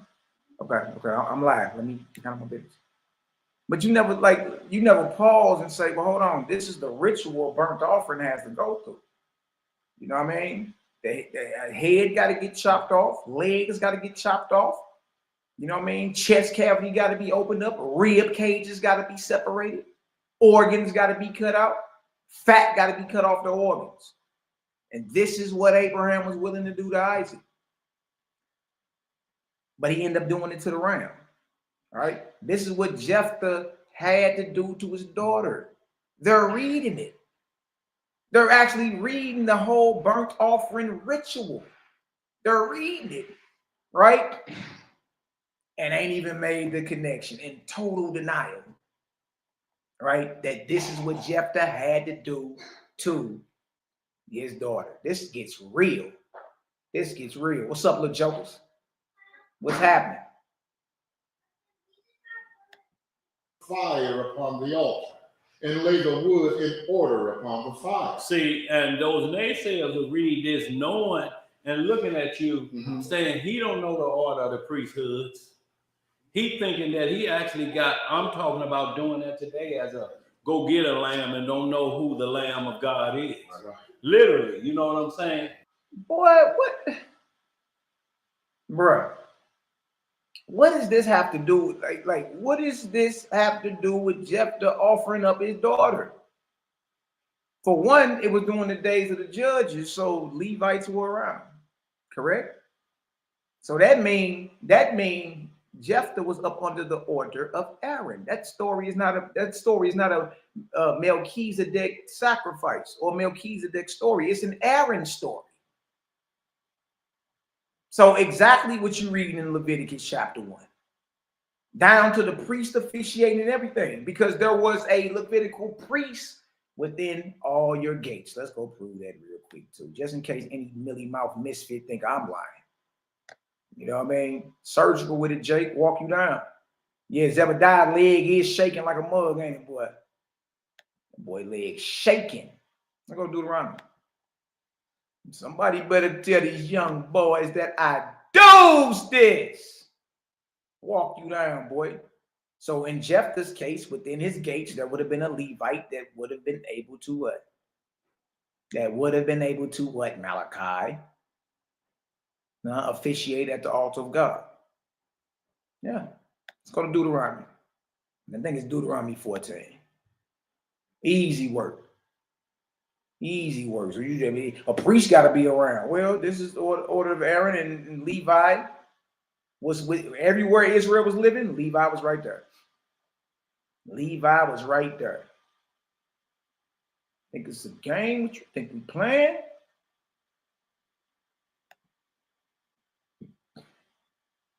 Right here. Deuteronomy 14:27. And the Levite that is within thy gates, thou shalt not forsake him, for he have no part nor inheritance. There's a Levite that lives amongst all the tribes of Israel. Levites live amongst them. So whenever there's some type of sacrifice that got to go down, there's a priest that is officiating at the altar. because the Levites live within the gates of all the tribes of Israel. Y'all understand that? Drop a 1,000 in the chat. We ain't making none of this up. None of it. You know what I mean? But what dude's saying is making 0 sense. Watch this. Priesthood, bro. We already showed Melchizedek altars, Melchizedek sacrifices, and Abraham willing to offer up Isaac as a burnt offering. You know what I mean? Under the order of Melchizedek. We even got Melchizedek blessing Abraham after he slaughtered the kings. Then it said he was a you see that?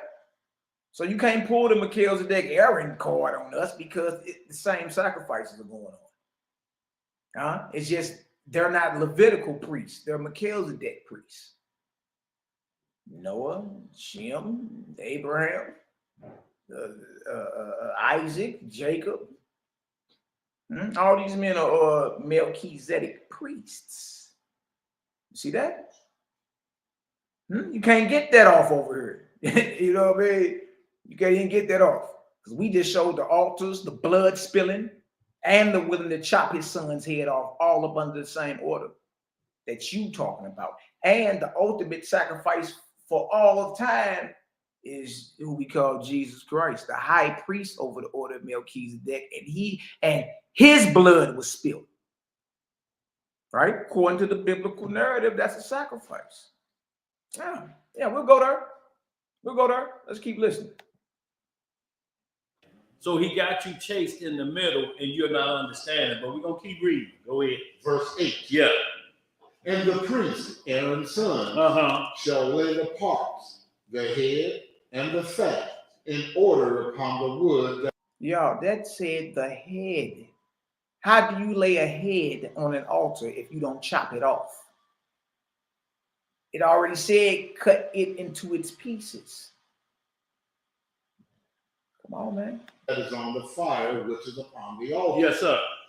But his inwards and his legs shall he wash in water, and the priest shall burn all on the altar to be a burnt sacrifice, an offering made by fire of a sweet savor unto the Most High. Y'all see that? And that was an offering. This was a free will, what we just read Noah did. This was of his own free will. And the Most High said, I smell a sweet savor. So that tells you when it's a righteous burnt sacrifice, the Most High say it smells sweet to me. Y'all know how we be sniffing when that lamb be cooking around. Then he cracked a joke about the lamb meat because the Passover is coming up. You see that?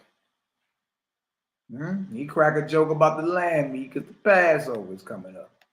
Y'all, but the righteous burnt offering that he's talking about involves a slit throat of the victim, whether you're talking Jephthah's daughter or what Abraham was willing to do to Isaac. A slit throat to collect the blood from the victim, not a victim's lifeless corpses right here. Okay? You got to chop the head off this lifeless corpse. Okay? You got to chop the legs off of it. Then you got to drop your blade into his chest cavity, yank down like you unzipping your coat, and spread out the rib cages and get to cutting out organs. You cut the fat off the organs. Wash the legs and the organs together. You lay that head, then washed off organs, and then washed off legs on that altar. Throw that fat on that fire, and you roast that. So draw blood border, and you roast that sucker as a sweet smelling savor, meaning the smell of dead flesh and blood smells marvelous to your house. Right? Especially when you just say, well, that lamb, you know, yeah, you know. Come on, man. Come on. Look, this is y'all witnessing tap dancing at its finest. Tap dancing at its finest. Look at this. Look at this. Look, they don't even go into the gruesome, gory details of it. They just read through it. I am the Lord. Thus saith the Lord. And shall flame the burnt offering and cut it into its pieces. You like, hold on, don't slow down. Slow down. That means it's dismembered. The head is cut off. The legs are cut off. The organs are cut out. That's what we're talking about here. And they don't even address that. It's just like that. They just words on paper. It don't matter. It don't matter what they say. And out of all them gory details, see, this was a voluntary free will offering, and and it smelled good, and it smelled good to the Lord. Bruh, you didn't even address the ritual part of it. This is what they had to do.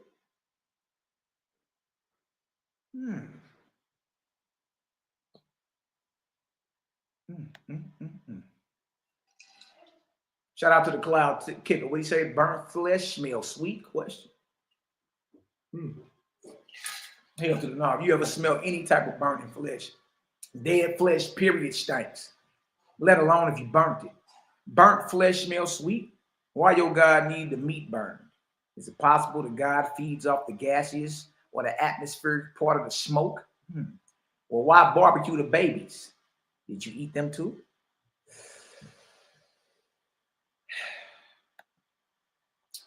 They never question why the killing of animals. Yeah,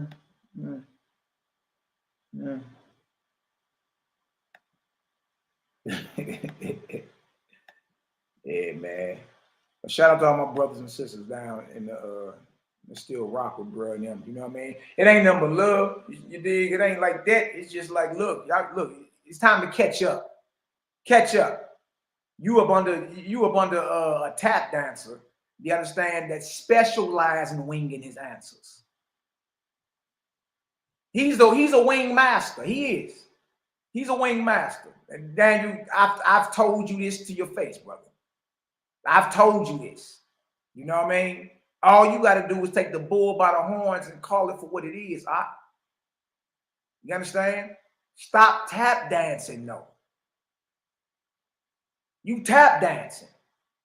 If this whole thing is about Jephthah and his daughter, why we ain't over there yet? Let's go read that and then come read Leviticus 1 so you can get an understanding of what he did to his daughter. Stop winging your answers. Like, what are you doing? They are using herbs and spices as deception instead of what herbs and spices are truly for. Absolutely. You know what I mean? I'm talking about Wing Chun. Nah, Wing Chun, get down, baby. You know what I mean? Come on, you better than that. All y'all better than that. All y'all better than that. You feel me? And this is what happens when you just don't keep it real with yourself. See, what we gonna do is keep it real first. It's gonna keep it real first, and whatever understanding come out of that, then we just gotta deal with it. But we're not gonna lie to ourselves, right? Stop lying. Stop it. Stop it. This don't look good at all. You know what I mean? All you brothers up there around 60. Come on, bro. Every last one of you brothers are about 60 years old, if not in the 60s. Daniel, you probably about 64, finna be in a couple days. Yeah. You in your 60s, brother. Zebediah, Ariel, Elisha, if they ain't 60, they pushing 60. Stop lying. You're lying. That's what you're doing. And you're trying to buy time. All right, stop it. Stop it. Be real with yourself first. The people respect that more. Be real. Be solid. Right? Stop with the shuffle. Stop tiptoeing through the tulips. Stop molly cuddling. You understand? Because in the end, look, anybody with common sense gonna listen to what you're saying and say, what the hell is he talking about? It don't even make no sense. It don't. You know what I mean? It don't make a lick of sense, man. Like, you got to stop that. That ain't what the story is saying. All right, we're going to get to the story. Believe me. That's right. And we waiting for him to say, yo, it's time to eat. That sweet obedience. savior. That's All upside y'all face. smell of obedience. Go ahead, bro. Verse 10. And if his offering be of the flock, namely of the sheep or of the goat, for a burnt sacrifice, he shall bring it a male without blemish. So it's still the rules are if it changed from a bullock to a sheep, we still have to have a male of at least 1 year old. Anything sacrificed younger than that is not a righteous sacrifice. So these heathens now, they do something, they eat what's called veal. Veal is called tender meat, but what it is What I'm saying, like, that's information they don't even need to just get to the story. Like, that's what I'm saying, bro. You focusing on the wrong details.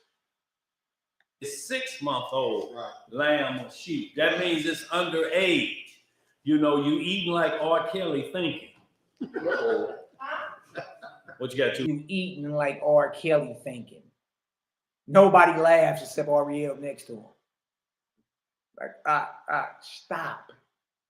But Got a question in the chat. Yeah. The exact thing it says, does Deuteronomy 14:21, does that mean we can't mix meat and dairy?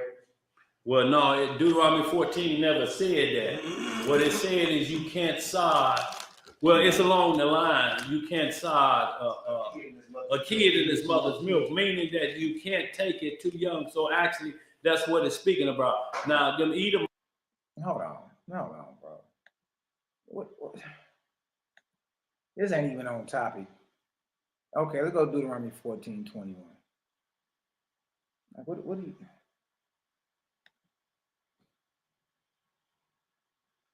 This don't say nothing about what you talking about. They was asking, does that mean you can't? Now look at this. You should not eat of anything that dieth of itself. Thou shalt give it unto the stranger that is in your gates. So like roadkill, you can give it to the stranger to live with you, that he may eat it, or you may sell it unto an alien. For you are an holy people unto the Lord your God. You shall not seethe a kid in his mother's milk. What does seethe mean? Like, bro, you come on, man. Strong's H 1310. Bashal. You shall not And seethe the form a kid. just below that, Bashal.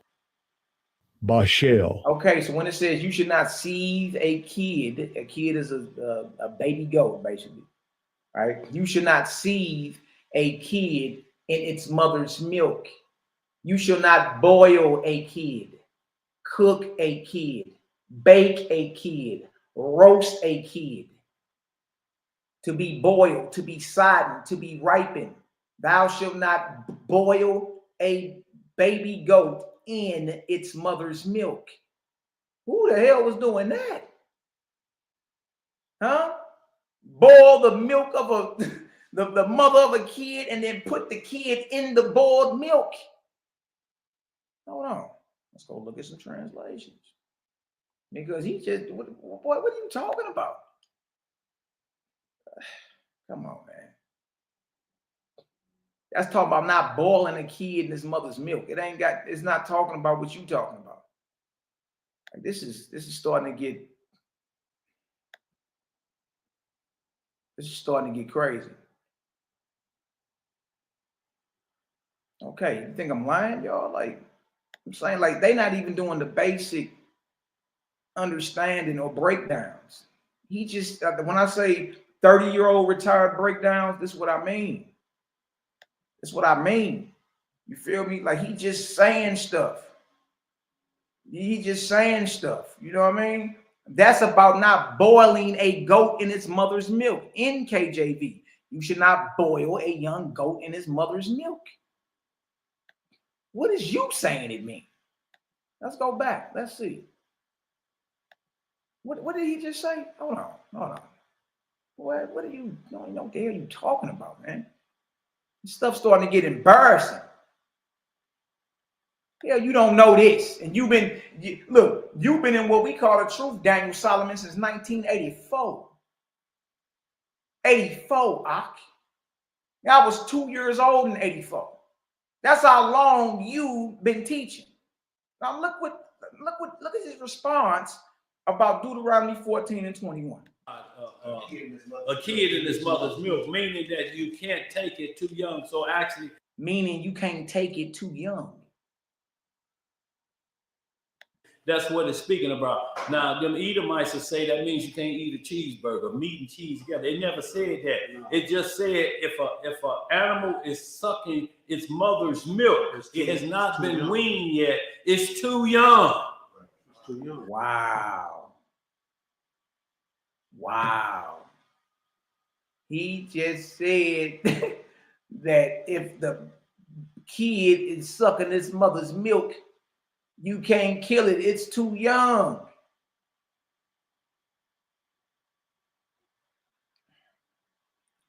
Let's go look at the other translations of this Deuteronomy 14:21, man. That Daniel, that don't even mean that, bro. It's telling you not to boil a young goat in its mother's milk. Don't do that. NLT. It ain't saying nothing about sucking at the tits of its mother. Seething is boiling, genius. Seething means to boil, cook. You must not cook a young goat in its mother's milk. NLT. ESV. Look at this. You should not boil a young goat in its mother's milk. CSB. Boy, what are you talking about? Do not boil a young goat in its mother's milk. And Daniel, you just helped this whole video out. This right here proves that the understanding you got on Jephthah, and I got the minute marker now. You made that up like you just made that breakdown up of Deuteronomy 14 and 21. You making stuff up, right? You're reading stuff into the text. And he's looking y'all all upside y'all head. Letting y'all know y'all better not have no different understanding than what I'm talking about. Better not. Better not. Y'all, this ain't about nothing he talking about. But look, you just proved my point. You are a winged master. Boy, you know how to tap dance. Professional. But trip off this. You can't get that off with me. You know that. That's why you won't take no fade. You won't debate me. None of y'all. None of y'all will debate Malaki Macabee. If I lost all this light, if I'm so evil, if I'm a man of perverse lips, then bring your punk ass off the porch then. Come on off the porch. Let's do this in front of the whole nation. Pick a topic. Whatever topic you think I'm off on. Paul, pick a topic. And get this work. We can start off with this sacrifice of Jephthah's daughter, since you already prepared the class on it. We can debate this in front of the whole nation. And whoever wrong got to shut their YouTube channel down and can't teach no more.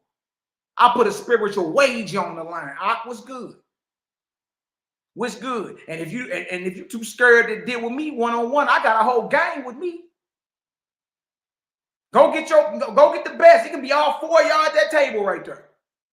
It's four of us. We'll walk you boys down. Respectfully, elder, you'll get walked down messing with us. Even the Deuteronomy 14:21 don't mean what you saying. It's telling you not to cook a young goat. Don't boil it. Don't cook it. Don't bake it in its mother's milk. Some of y'all in the chat know Daniel Solomon, man. You know what I mean? Funny guy. It's funny. He mean well, but bro, you up under, look, listen to me. The deception's so thick with you. The God spell so thick with you. You can't even tell you're making this stuff up as you go, boy. You're making it up. Stop that. You better than that. You better than that. Elisha, you better than that. Why is you over there at the end of that damn table quiet? Y'all should have told him before he came outside and taught that class, Daniel, let's go over there. And there's some things I'm seeing. You understand? Elisha, for you to be so outspoken, you so quiet right now. How dare you let him come outside and embarrass himself like this? And y'all supposed to be tried. Y'all supposed to be folk tried. Israelite for life, right? Man, I would never let my bro come outside and embarrass himself like this.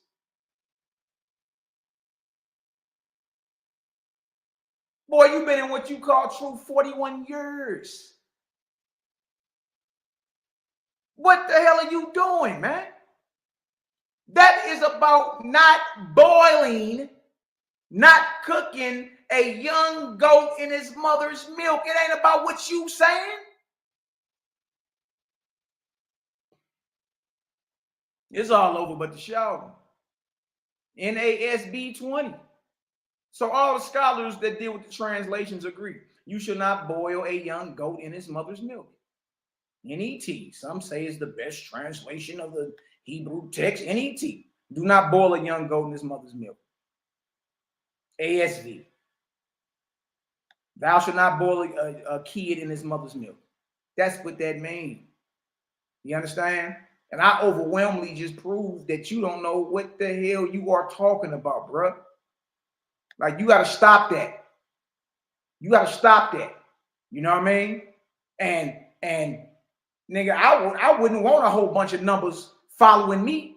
You know what I mean? Especially with this clown ass breakdown you got going on here. What are you doing?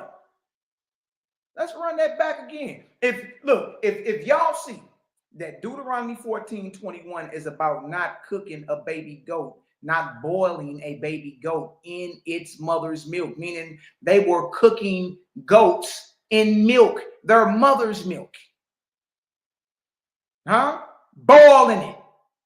If y'all understand that's what that means, drop a 3,000 in the chat for the arc cycle of Cosmon, man.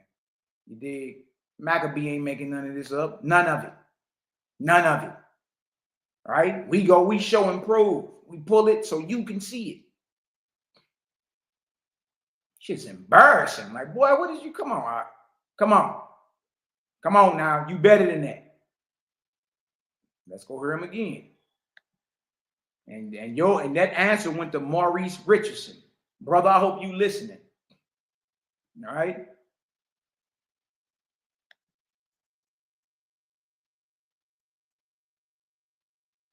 It just said. Let me click over here. Y'all can come on, man. Come on, man.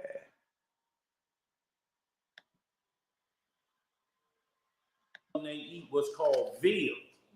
Veal is called tender meat, but what it is 6-month-old lamb or sheep. That means it's underage. You know, you eating like R. Kelly thinking. What you got too bad? Got a question in the chat. Yeah. There's that thing. It says, Deuteronomy 14:21. Does that mean we can't mix meat and dairy? Well, no, Deuteronomy 14 never said that. What it said is you can't sod. Well, it's along the line. You can't sod a kid in his mother's milk, meaning that you can't take it too young. So actually, that's what it's speaking about. Now, them Edomites will say that means you can't eat a cheeseburger, meat and cheese together. They never said that. It just said if an animal is sucking its mother's milk. If an animal is sucking its mother's milk. It has not been weaned yet. It has not been weaned yet. He's saying that's what Deuteronomy 14:21 is just said. It's too young. It's too young. And we the same way. We the same way. Take a child off of the breast and too young and start trying to give him chicken and meat to eat. Right. He ain't got nothing but one bottom teeth, maybe two. Why did Pharaoh's daughter send Moses back with his mama? He was too young. He was too young. She didn't have no milk. So, y'all, we have to understand that this is what it's saying. The rules are no underage sacrifice. Mm-hmm. See, the Most High don't sacrifice children, never have, never will. It's about the Most High, who you call God, accepting human sacrifice. See, stop moving the goalposts. Human sacrifice. You're moving the goalposts with this. We ain't even said nothing about no children, no child. You thinking like a little short legger running around here. Human sacrifice.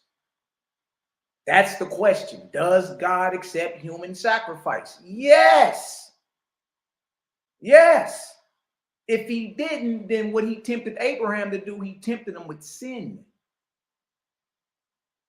Huh? Isaac was, according to the book of Joshua, Isaac was in his 30s. Okay. That's still Abraham's son. And he's still a man, a human.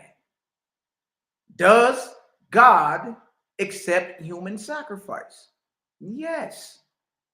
Right? And if he doesn't, that means when he tempted Abraham to offer Isaac up as a burnt offering, that he tempted Abraham with sin. That's what that means, buddy. Uh-oh. Uh-oh. Uh-oh. Now we got a problem. Now we got a problem. Houston, we got a problem, don't we? Houston, we got a problem.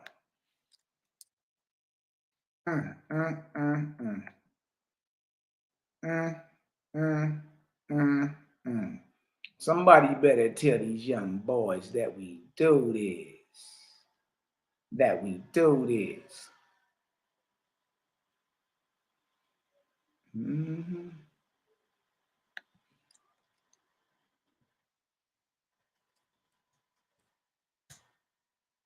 Somebody better tell these young boys that we do this.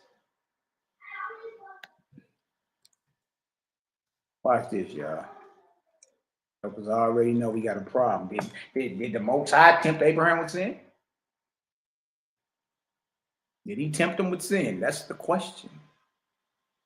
Is Abraham tempted with sin? Brother Malachi?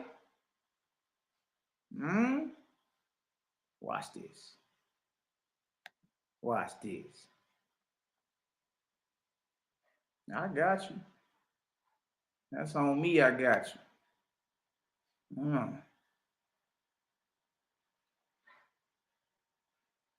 right, now watch this. Let me show y'all this. Did God tempt Abraham with sin? God does accept human sacrifice. Yes, he does. Hold on. James 1:13. Let no man say when he is tempted, I am tempted of God. For God cannot be tempted with evil. Neither tempteth he any man. Hold on. He tempted Abraham. He tempted Abraham to offer Isaac up as a burnt offering, in which he was willing to do. But every man is tempted when he's drawn away of his own lust and enticed. Then lust hath conceived. Then when lust hath conceived, it bringeth forth sin. And sin, when it is finished, bringeth forth death. What you mean God don't tempt any man? Let no man say when he is tempted, I am tempted of God. Hold on. For God cannot be tempted with evil, neither tempteth he any man. Genesis 22. Genesis 22. Genesis 22. So you talking about we the ones playing games. And man, under deception. Genesis 22:1. And it came to pass after these things that God did tempt Abraham. Well, we just read in James 1:13 that God don't tempt man.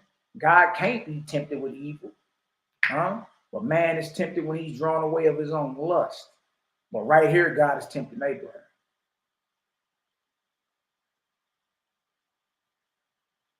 Right here, God is tempting Abraham to do what? And he said, take now thy son, thy only son Isaac, whom thou lovest, and get thee into the land of Moriah, and offer him therefore a burnt offering upon one of the mountains which I will tell thee of. So James just said that God, let no man say when he's tempted, he is tempted of God. Then who is this tempting Abraham to offer up Isaac as a burnt offering? And say God. So who is this in Genesis tempting Abraham if God don't tempt man with evil? But dang, God don't accept human sacrifice. So that means the temptation he gave Abraham was sin. It was evil. And Abraham was willing to do this sin or this evil. Yes, biblical God accepts human sacrifice. The ultimate sacrifice is who you call Jesus. This is not even hard. This is not even hard to understand. Biblical God accepts human sacrifice. He does. Watch this. And when we understand every sacrifice in this Bible that deals with a human being, so to speak, they were grown individuals. They were never children. Right. Also, you'll see also in Genesis where he was prepping the ark, giving Noah instructions. He told him what type of clean and unclean animals to put on. He said because you had to have some ready for sacrifice. That's right. That's right. That's why it was 7 pairs of the clean. Elijah, what the?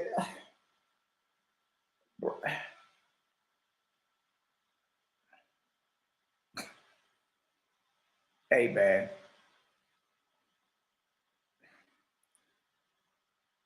The human part we're talking about. And you just admitted that they weren't little children, they was grown. Okay, but it's still a man. It's still a human being sacrificed. To whom? And Elijah, why did you even bring up the clean and unclean meats on the Noah's boat, a Noah's ark? Like, what was the point of you even dropping that 2 cents in there? And 2 of the unclean. Now, they were singing a song to you, and Noah took them on 2 by 2. That's not what the scriptures say. That's what the song say.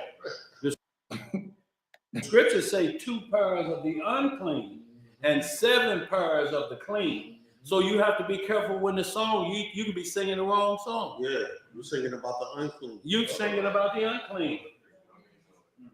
So let's get some more of that. Where you at? Verse 11. Yeah.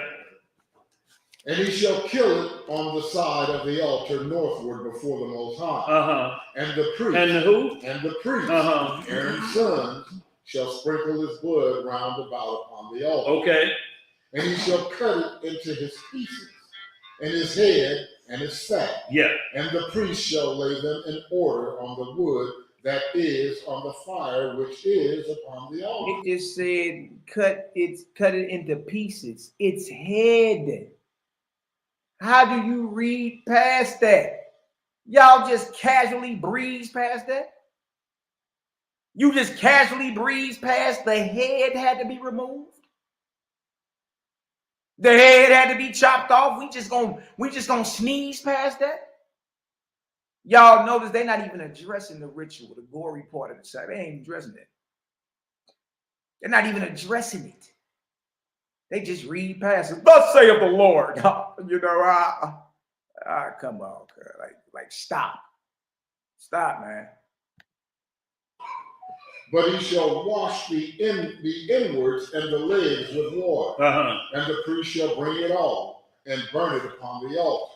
It is a burnt sacrifice, an offering made by fire of a sweet savor unto the Most High. We can hold that. So of a sweet savor to the Most High. You can't put a pig on there. It's not going to give the sweet savor. No more than you walk into somebody's house and know. Bruh, it don't matter if it's a pig, a man, a lamb, an alligator, or a damn yeti. Dead flesh stank. It does not smell good. The only way, trip off this, the only way you can get any type of good smells out of that, you got to come and put the herbs and the plants and the spices on. That's the only way you can get it somewhat smelling good. Like, dang, that chicken smell good. Dang, that it smells good because of the plants that's on it. Dead flesh by itself and blood stank.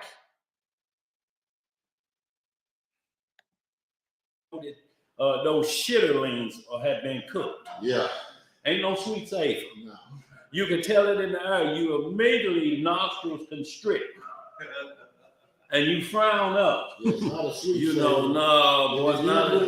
Tea, boy, look, no, it ain't sweet. You know that sugar honey iced tea is involved, even in that meat, because that's what whole sugar honey iced tea. So you know the Most High ain't smelling nothing sweet. And he expound on that in Isaiah 65 and also Isaiah 66. That smell that comes up to in his nose, the smell of swine, and saying is legal. The attitude of an individual that's swine. See, we're not to cast our pearls before swine.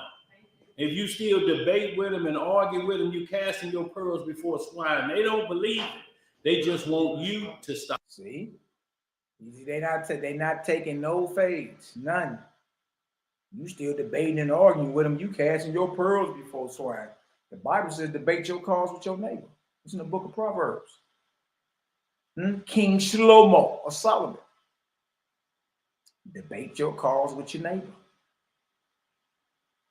You don't want to debate though. You don't want to line up no fade. You don't want to be made to look like a mental misfortune in front of your congregation. You don't. You understand? So I'm saying if you running your chops, nigga, you already know on every level of existence, eventually you got to prove that or eat them words. So if you old jokers ain't trying to catch no fade, look, pipe down with all that. Because you know and I know you ain't even built like that. Nobody up there. Nobody at that table built like that. Y'all not about to prepare no debate in three rounds, 20 minutes, a rapid fire question and answer, put a spiritual wage on the line. Whoever wrong got to shut their YouTube channel down. Y'all ain't built like that. Y'all not. You know who the last cat down there that was built like that was doing debates in front of everybody? Me. Nigga, ain't nobody else, ain't damn debate happened since I left from down there. Not one. So look, act like you know that we all know ain't none of y'all built like that. That's why you're not gonna take no fade of debate. It ain't because you cast they swine, they don't believe, so they don't cast purple swine, so we ain't gonna debate. Well, look, pipe down in. If you ain't willing to test the doctrine that you're talking about, then look, bro, hey, keep the gang name out your chops. Because obviously you're not built like that. You dig? And sending your little minions is no better. Them niggas ain't about nothing. If you ain't about to catch no fade, who you got over there is gonna catch a fade and line it up? Who? Nobody, baby. Nobody. You gotta keep sweating, you little jokers. Ain't none of y'all built like that, man. Stop it. That's all excuses. All right. I'm about to jump to this part where your breakdown about Jephthah. And so we can go ahead and get past all this. Because bro, this is sad. You know what I mean? And obviously you don't know the inward dynamics or the system and order of the spirit world either. Right? You don't know. You don't have a clue about what's going on. Right? I heard you say somebody told me you said something about casting out demons or devils and spirits and all that. You ain't never did that. None of y'all. You know the last person that was down there that did that? Me. And I don't only still, quote unquote, cast out unclean spirits and all that. I show people how to themselves. So they don't got to depend on me for it. What's wrong with y'all?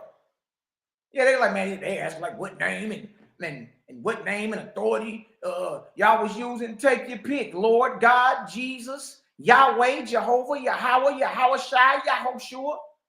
What you don't know about the spirit world, genius, is if the spirit you calling on has more authority than the spirit that's tormenting this individual, it gotta move.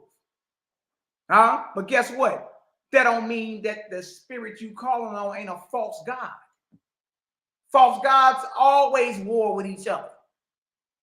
And one get authority over another. Huh? Well, who you binding up spirits now and putting them in their place with? The creator, the God maker. And you ain't nothing that ever came off your mouth higher than that. You talking God, I'm talking God's maker. Yeah, the creator, the God maker, I bind you. Oh, now I give you this light. You ain't got no power, no authority, no motion, or no fruit over here. In the name of the creator, the God maker. Whew.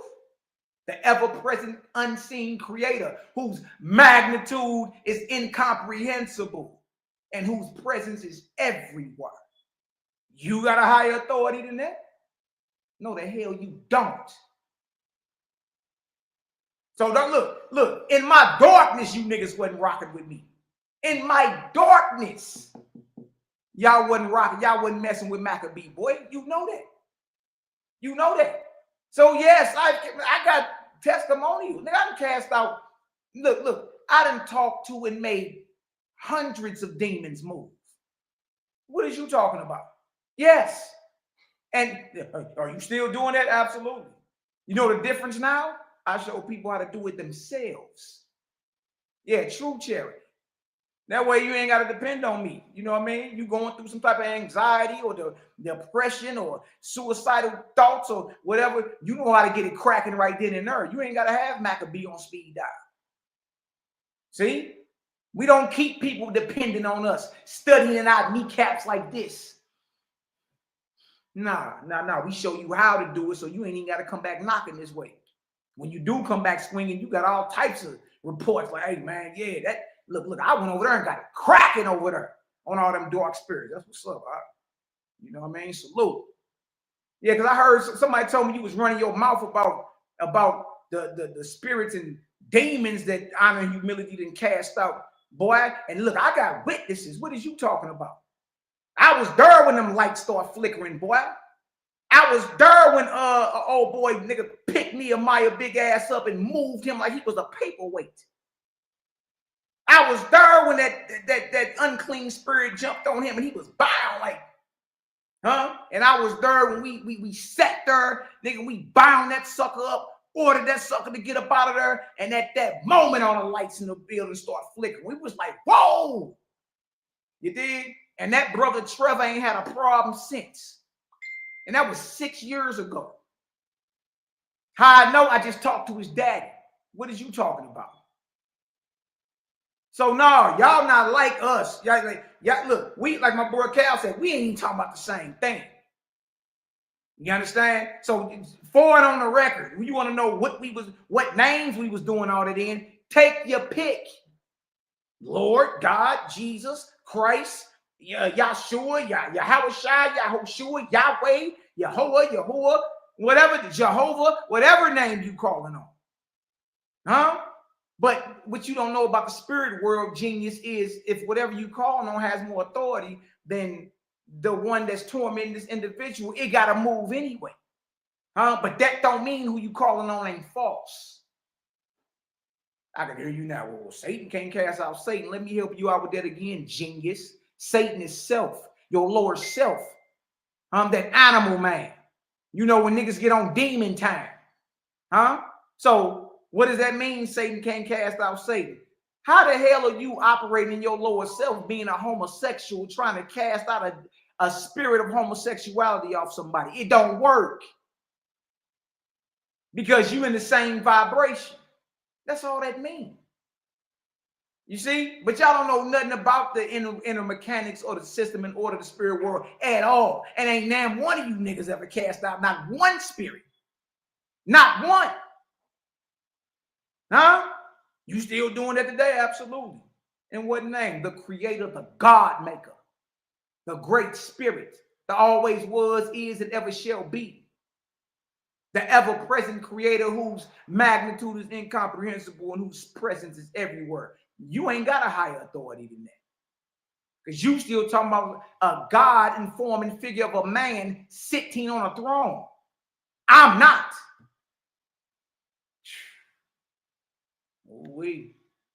Let's skip on up here, right? Because this is too slow for me. I'm going to tip up to, y'all, he don't get to breaking down what happened They don't get to Judges 11 to 2 hours in, and he don't explain what happened to 2 hours and 50 minutes in. 2 hours and 50 minutes in. I'm gonna jump up there so we can, because I can't take all this slow. You too slow with it. You too slow with it. This vow will come into play. Let's read 34. And Jephthah came to Mizpah unto his house. And behold, his daughter came out to meet him with timbrels and with dances. And she was his only child. What was she? She was his only child. Beside her, he had neither son nor daughter. So right here, when he get back, his daughter come out like they did for David, with timbrels and harp. Daddy, you the victor, you the victor. It's a victory celebration. Right. You know how they just won the Super Bowl and they had the parade? This is in like manner. That's where they get all that from. So he's coming back for victory, but she don't know he done made that vow. Exactly. And he said, whatsoever. So it was more in the house besides her, or he would have just said, I put this on my daughter. But he said, in my house. So he's a captain, he's a warrior. So he's handling his business well. The Lord is providing for him. There's multiple things could have been in that house. He said, whatsoever. Right. Now, we looked that up in the dictionary right now. So if you get a chance, just look up whatsoever. And we're going to keep reading them. Go ahead. What else it say? Verse 35. Yeah. And it came to pass, when he saw her, that he rent his clothes. That he rent his clothes, because now he see what came out, what I was going to vow. I don't have 2 or 3 children. Right. Like most people could lose one. And they got the other children at home, but one works in the temple. So he rent his clothes in the sense that, Lord have mercy, I done vowed past what I really wanted to. I wasn't thinking at this level. So you rent your garment. And what he did is you tear your best garment. How many of y'all dressed up? You at the little Milton concert and you just rent your garment just because he's singing. Nothing you've been waiting to wear. Right. Y'all understand what I'm saying? Go ahead, bro. I just say you're going to and said, alas, my daughter, thou hast brought me very low. Thou hast done what? Brought me very low. And what I mean is now I'm to a point that where I have to do what I let come out of my mouth. Right. Oh man, and then when you rent your garment, you put on sackcloth. So you down in the dirt right now. Yeah. But I said I was going to do it. Go ahead. And thou art one of them that trouble me. For I have opened my mouth unto the Most High, and I cannot go back. See, I have opened my mouth to the Most High, and I can't go back. So what does tell us about this man right here? Does he know the law? Yeah. Because we just read the Leviticus, don't vow a vow if you can't keep. Defer not to pay that which thou vowest. The vow was about a burnt offering, Genghis. The vow was not about a dedication or dedicating your child, your child to the temple. It wasn't about that. That's why he's ripping his clothes. That's why he's saying, I've been brought very low. Right? All you got to do is go look at Samuel's mama. Did she rip her clothes and get in sackcloth and ashes and say she been brought very low?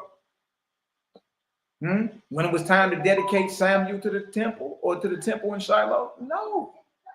No. All you got to do is just look at the vows. The one is a vow of a burnt offering. The other vow is one of temple dedication. Watch this. I want to hear what you saying, though. What did he just say? I can't go back on my word. So is this a righteous man or this a wicked man about what he's saying? So he knew what the burnt offering is going to be and what it entailed. He just never thought it was going to be his daughter. Oh, did you just admit that, buddy? He knew what the burnt offerings was and what it entailed. He just didn't know it was going to be his daughter. Hold on, y'all. Yeah, hold on.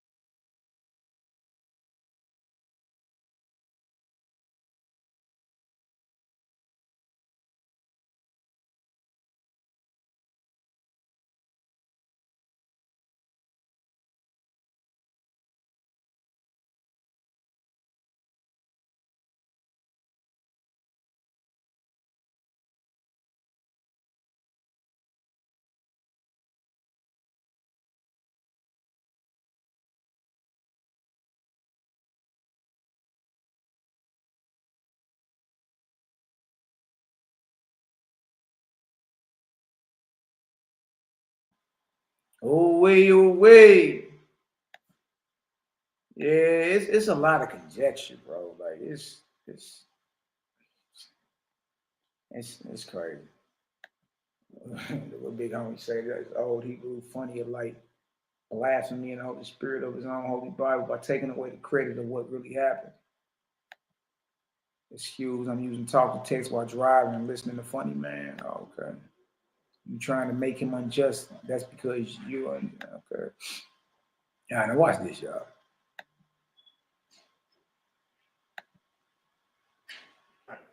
And if you think it had to be an animal there, then he lives in a barn. If he's worried about what comes out of his house, first degree, how the dog gonna get out? Bro, you act like you don't know that brothers in the ancient world were husbandmen. You act like you don't know that as soon as he enter into the border of his lands, that's his house. Those are his gates. You're a husbandman. There's plenty of animals running around. Like what are we really saying here? You're making this stuff up as you go.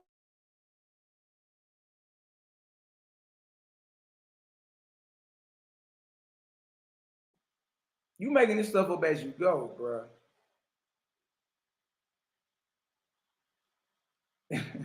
Nehemiah, so anybody listening right now, give me a 9 if you basically just heard him admit that this man knew what a burnt offering was and knew they had to give his daughter over to it. He did. It said it. You know what I mean? And then you like, he lived in a barn and doing all this body jerking. And it's like, look, stop. Stop while you ahead, man. That's all I'm saying. It's like you making this stuff up as you go. The text don't say none of that. And all of a sudden you act like you don't know we were husbandmen and farmers and had plenty of animals running around. And that the border of his lands is his house. Niggas, what you thinking about your house at your home? When you pull up in your driveway? Come on, act like this is a whole different world, a whole different time. And even the man's barn is part of his house. Even a man's barn and his shed, everything on his land is a part of that man's house. It's similar to an estate. Everything on the land is his.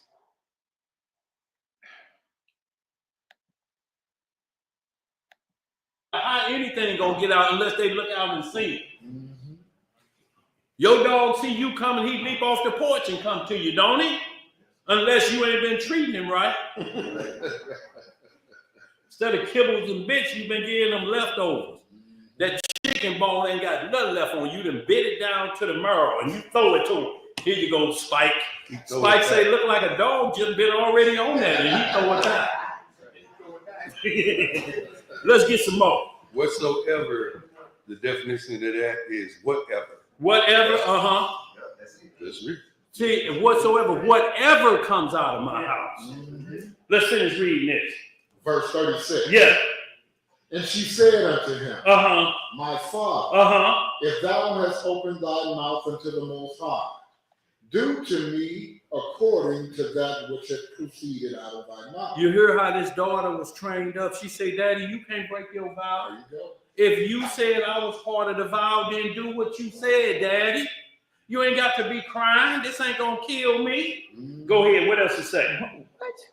For as much as the Most High hath taken vengeance for thee of thine enemies, even of the children of Ammon. And she said unto her father, let this thing be done for me. Let this thing, what you vow, let it be done for me. And we're going to see, was it physical or do all of them? Because she knew the law then. Did you hear what she said? You got to keep your vow, Dad. Exactly. She understands what position he to put on and how important it is. And she sure ain't thinking. And Daddy, the vow is a vow of a burnt offering, genius. That's the vow. The vow ain't what you saying. The vow is a vow of a burnt offering. Matter of fact, you just said it. Come on, man. Come on. let me go get let me oil myself down with some gasoline. Right. I want it to be hot for what you said. Yeah. I'm gonna put on these gasoline panties, you know, and we're gonna put on these that boy say some gasoline panties. Hell no. set this thing to blaze. Hot draw. No, it wasn't none of that. Go ahead, bro. And she said unto her father, Uh-huh. let this thing be done for me.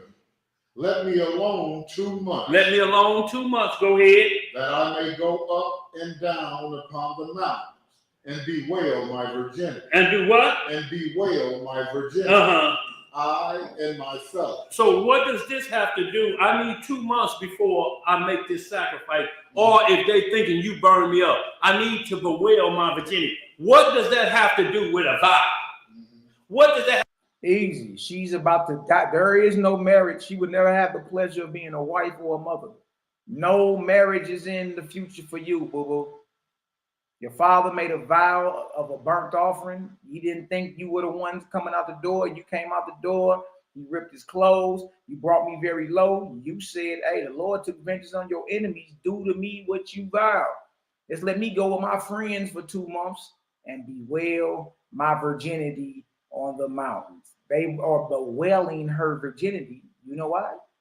Because guess what? She is about to be offered up as a burnt offering, and she would never have the pleasure of being a wife or a mother or a grandmother. Especially in those times. That was a reproach. Easy work out. Come on. Have to do anything the way she's answering. She said, give me 2 months to bewail my virginity. Because what's happening to me, the burnt sacrifice is, I got to go in the temple. I'm going to be what the Catholics would call a nun.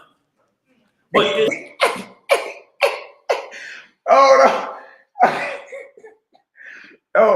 Hold on, girl. So he said that Jephthah's daughter became a nun?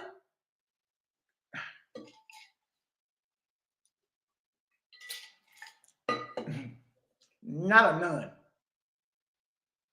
Not a nun, bro. He just said what the Catholics call a nun. Zebediah, I can't believe you over there nodding your head in agreement with this. My virginity. What does that have to do with a vow?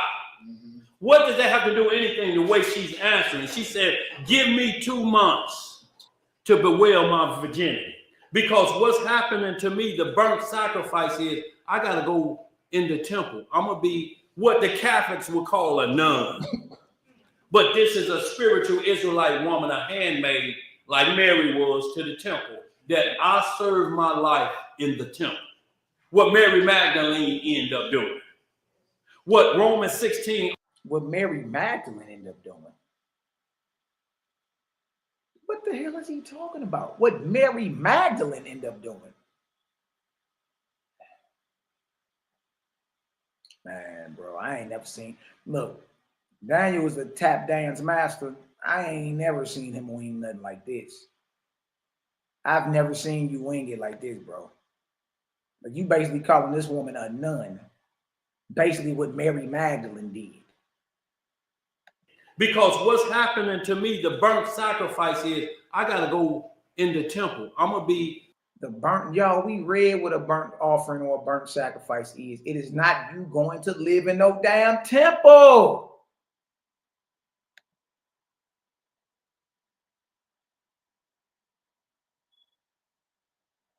What the hell?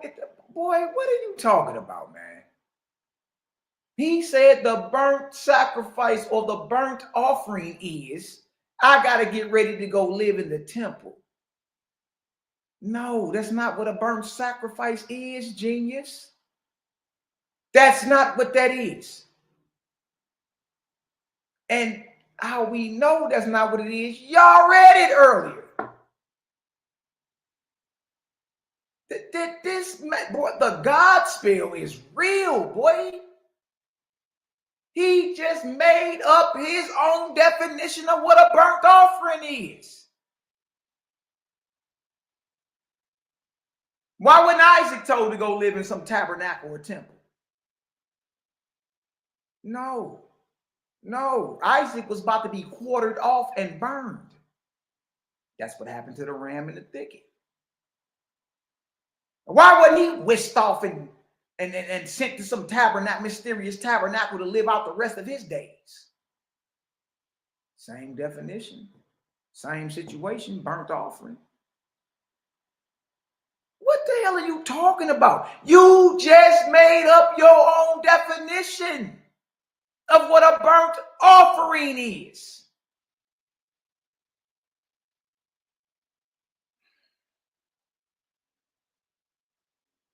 Bruh, look, I see now why you don't want no type of smoke. Better not, you'll be embarrassed around her. You'll be embarrassed. You'll be made a mockery of. You know what I mean? If I was you, I wouldn't accept no fade either. No type of debate with Mally. Yeah, I'll walk you down. Walk you down. You know what I mean? It's for y'all up there. It's for us. What's up? Now, you just made that up, though. You're making that up. You dig? If y'all see that he just made up his own definition for what a burnt offering is, y'all dropping 9,000 in the chat, man. This is crazy. This is crazy. Y'all dropping 9,000 in the chat if y'all see he just made that up. Boy, you just made that up. You just made that all the way up. Come on, man. Come on. Come on, man. We got to be better than that. And you know you better than that.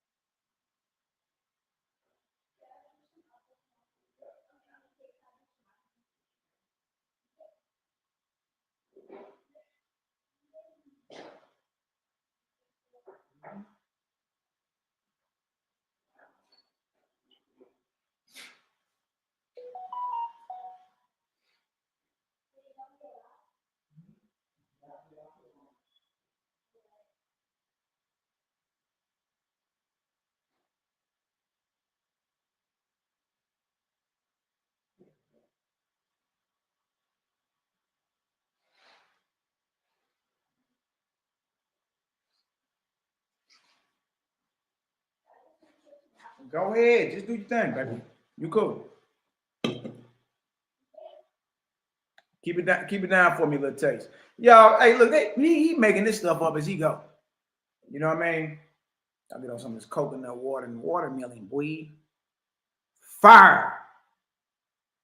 Woo, this deal, fire. Come on, Daniel. You better than that, You ain't got to look, be real. You ain't got to make nothing up. You did. Just stop being in denial about what the scriptures is saying. Right? You made that up, bro. It's all 9,000s in the chat. It's all 9,000s in the chat. You made that up, bro. The burnt offering is she got to go live in the temple. That's the burnt offering? Yeah, look what just me is saying. He confused and sacrificed with dedication, like in 1 Samuel 1:28. Shemuel was dedicated to the temple, and that was Hannah's only son at the time. And you feel me? But there are two different vows. Two different vows. You know what I mean? Samuel or Shemuel was up under a Nazarite vow. The vow was, if you allow me to have a man child, I'm going to give him to you, right? And a razor would never touch his head all the days of his life. That's a Nazir. That's a dedication. That's a Nazarite vow. You find that in Numbers chapter 6, not Leviticus chapter 1, where the burnt offerings are. Look, I don't, bruh. Like, and for the men around you, y'all, look, never let your Never let your bro come outside with his flank open like that, man. Y'all don't got his back. If y'all let him come out and just say this, listen to me, Daniel, boy, you'd have got ate alive out here in this debate world. They'd have ate you alive in a nanosecond, boy. You know what I mean? You're only deep to the cats that still study at your kneecaps. You only deep to them. You ain't, look, out here, don't nobody even know you niggas. I wasn't even gonna respond. It's just a couple bros hit me and was like, hey, Mally, man, hey, and I was like, what even, man, look, the circles I run in, don't nobody even know y'all. Nobody even know y'all. You know what I mean? And I run in something. I rock with some heavy hitters in the spirit world. You dig? We done took down all the major top Israelites, Cometians, Egyptians, whoever you talking about. I rock with some hitters. You understand? I rock with some light bomb droppers. Look, y'all not ready for none of this. Y'all not. You will get ate alive out here. You dig? Y'all on guppy status. Y'all not even on shark status. We killer whales. We killer whales. Everything food. Everything food. You know what I mean? But y'all on guppy status, bro. Y'all like the little fish in the fish tank. You gotta throw little crumbs in the water and feed. And yeah, y'all like Finding Nemo. Like, bro, if you 41 years in truth, I barely was walking when you found out you was an Israelite. And you're making up your own definitions? Nah, Jack. You getting long in the tooth, Elder. I know we all get there. You understand? But you ain't here with it. You ain't here with it. You know what I mean? You on a sinking ship, huh? You on a sinking ship. You dig? And it's all over but the shouting, to be real with you. It's all over but the shouting, for real. Like, this look bad. You just made that up.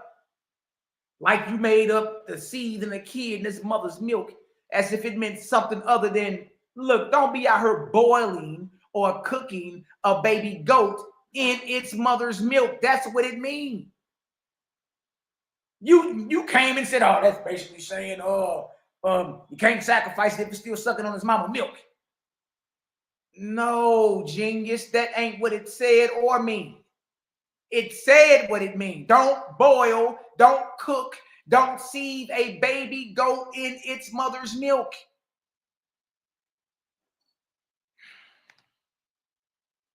You on a sinking ship, the Titanic. Got the violin players right there. Yeah. Come on, man.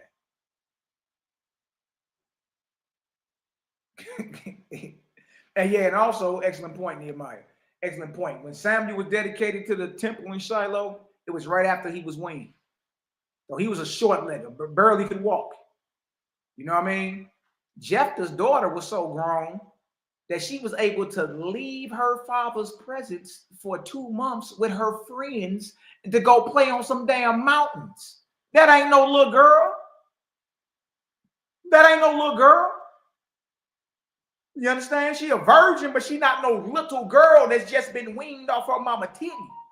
Because that's when she would have had to been dedicated. Oh, you want to compare it to the infancy story of Mary in the lost books of the Bible. And Mary was dedicated to go to the temple, but when she caught her period, they put her out, right? And she got to go back to her father's house, right? Well, if that's the case, what the hell they doing showing up celebrating the daughter of Jephthah? What are they doing for you're lamenting her? Because really, she only can be in the temple until she catch her period. Then she got to go back home.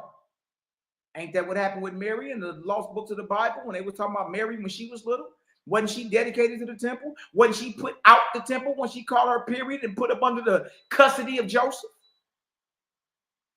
Then why the same thing didn't happen with Jephthah's daughter? See, you confusing, you taking all these different points and putting them together. And bro, we not smelling what you're selling, we not smelling what you're selling. You know what I mean? So excellent point. She would have had to been dedicated. She would have had to been dedicated early.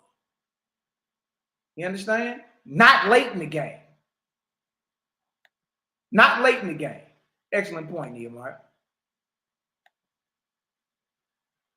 Even at home, she had to be set apart and couldn't sit on nothing because she was unclean and because she's not married. Don't have no sisters to tend to her. She's still in a bad shape. I think you talking to text, brother. That's all good. Let's finish listening, and then we're gonna go read the story of Jephthah ourselves. Don't put nothing extra added on it. And then guess what? We're gonna reread the Leviticus 1, a few verses, and then we're gonna read Flavius Josephus, the historian. What did he say 2,000 years ago about Jephthah's daughter and her sacrifice? Was she sent to go live like a nun in the temple somewhere? Ariel, nigga, you got Josephus on that table. You got Josephus on that table and them books right in front of you. So I know you niggas ain't really studied this, man. Y'all just, it's a 30-year-old retired breakdown. You understand? That really, you know who really came up with that? It's a rabbi named Rabbi Yoshi or Roshi that died in the 1990s. He was in denial too that God accepted Jephthah's daughter as a sacrifice. And he was the one that first suggested that she must have she must have been sent to the temple to live as a dedication in Shiloh. Or like he said, a nun. But 2,000 years ago, even Flavius Josephus knew, nah, she was sacrificed. And we gonna read it. But let's get back to this so y'all can see. What the Catholics would call a nun. But this is a spiritual Israelite woman, a handmaid, like Mary was to the temple. My virginity. What does that have to do with a vow? What does that have to do with anything? The way she's answering, she said, "Give me 2 months to bewail my virginity." Because what's happening to me, the burnt sacrifice is I gotta go in the temple. I'm gonna be what the Catholics would call a nun. A burnt sacrifice is not you going to live in the temple and becoming a nun. I think we all know that now. Okay, when they read Leviticus chapter 1, that didn't say nothing about that. Nothing. You making that up, huh? Shame on you for that. But this is a spiritual Israelite woman, a handmaid, like Mary was to the temple. Like Mary was to the temple. He's talking about the lost books of the Bible. Mary, the mother of Jesus, was sent to go live in a temple. You know what I mean? Up until she caught her period, then they put her out the temple and put her under the custody of Joseph from the house of David. Then if you're comparing her story in the lost books to Jephthah's daughter, then there's no reason to bewail her virginity. Because as soon as she catch her period, she got to get put up out the temple and either go back to her daddy house, Jephthah, or be put up under the custody of a man that she can marry. They lamenting her. They lamenting her, bewailing her virginity because her father, you understand, made a vow to offer up whatever come out his doors of his house as a burnt offering. And she came out. You dig? That's why she was allowed to go bewail her virginity on the mountains. And that's why it's a custom in Israel that don't nobody keep, to go lament for the daughter of Jephthah 4 days out the year. Because if it was just him, his vow was dedicating her to the temple, then once she caught her period, she would have been put out the temple. And that's according to the lost books of the Bible dealing with the infancy story of Mary. Nigga, you know I'm not lying. We all done read it. And again, Ariel, you got Flavius Josephus up there, the last book on the right of the screen at the bottom. That's Josephus. You know I know. I'm the one told you get Josephus and start reading. Yeah. Yeah. I'm the one that inspired you to start reading chapters of the Bible at a time so you can get your understanding up. Yeah. Yeah. Nigga, you got Josephus on the table. We gonna read what he said in a minute. Y'all, it's a bomb. That I serve my life in the temple. What Mary Magdalene ended up doing. No, Mary, he meant Mary. Mary did not serve her life in no temple. When she caught her period, they put her out and put her under custody of Joseph. You know that. So how are you comparing the two? Because Jephthah's daughter would have just been sent away until she caught her period and either been sent back to his house or put up under the custody of a man that she could marry. Either way, there's no reason to bewail her virginity if she's being dedicated to the Lord. Do it. What Romans 16, all of them sisters that it say, I want to shout these sisters out in Romans 16. Mm-hmm. These are the ones who made themselves a burnt sacrifice to the Lord. Hey, man, bro, hey, man. Now you throwing out Romans 16 and Paul name off Saul of Tarsus name off all these people. You know what I mean? All these women. And he like, that's a burnt sacrifice to the Lord. Daniel, bro, is looking bad. It's all over but the shouting, big dog. It's all over but the shout, man. The crazy part about it, you know better.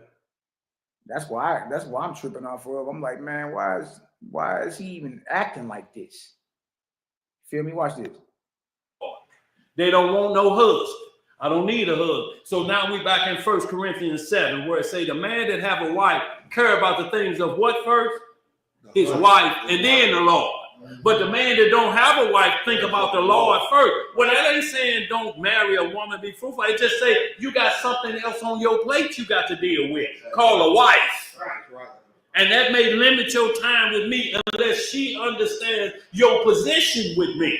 Right. Then you won't have no problem. But if you got to straighten out home first and then get back to me, you're going to be in a rough contest for a little while. And that's why Paul asked, is it good that a man touch a woman? He ain't asking to telling you to be, oh, you a simp, you a chump, scared of women. No, he wasn't saying that. He said, when you touch a woman, you're going to find out what the real deal is. You're going to find out at that point because there ain't no turning back. Once you've been down there and took a bite out of that nectar, ain't no going back. Ain't no going back. What are you talking about? And y'all, then everybody just laughing. Once you go down there and get a taste of that nectar, y'all not even realizing he just made his own definition of a burnt offering. He just made it right up.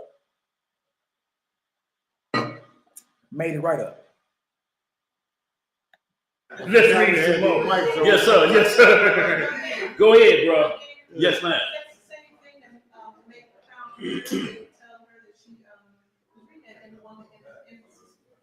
In the book of infancy? Yeah, her mother and father, Mary, her mother and father, Anna and Heli, offered her to the church. They said, if you give us a child in our old age, we will offer her as a burnt sacrifice. And they offered her as a burnt sacrifice. Bro, it don't say nothing about no burnt sacrifice. Man, like, y'all, this man is making this stuff up as he goes. It don't say nothing about her being a burnt sacrifice. Temple dedication is not a burnt sacrifice. Temple dedication is not a burnt sacrifice. Man, y'all see how he can just rattle that off? He didn't even show it. He didn't even show it. Fine. Yeah, all right. They offer her as a burnt sacrifice in the sense that she worked in the temple her whole life. This is why she's bewailing her virginity. She's basically saying, Mary did not work at the temple her whole life. Daniel, you know the story say when she caught her period, she was put up out of her. You see? And she wasn't a virgin her whole life. Matthew 1:25, Joseph knew her once she brought forth her firstborn son.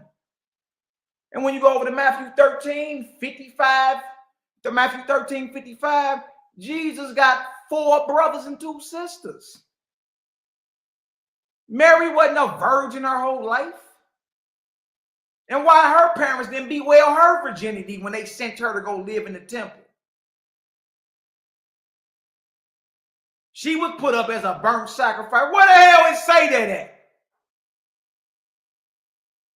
You making this stuff up as you go, boy. You just running your chops. It don't say that. She was offered up as a burnt offering in the sense that she had to go work in the temple for the rest of her life. No, genius. If that was the case, then Jesus would have never been born. Come on, Art. Come on, Art. Come on, man. I will never be married. You will never have grandchildren. You understand when it said brought me low? That means no offspring. This is my only child. So no grandchildren. It stops with me being the warrior, but he still understands. But I've given my daughter to the Lord. I've given him the chief gift that I can give him. That's right.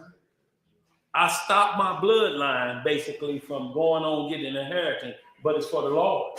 Yeah. So is this man mind right, or he thinking I can actually burn up my daughter? See, because the daughter know the vow rule. Right. Daddy, keep your word. Keep your word, Daddy. So he's obviously instructed her in the way that she should go. Absolutely.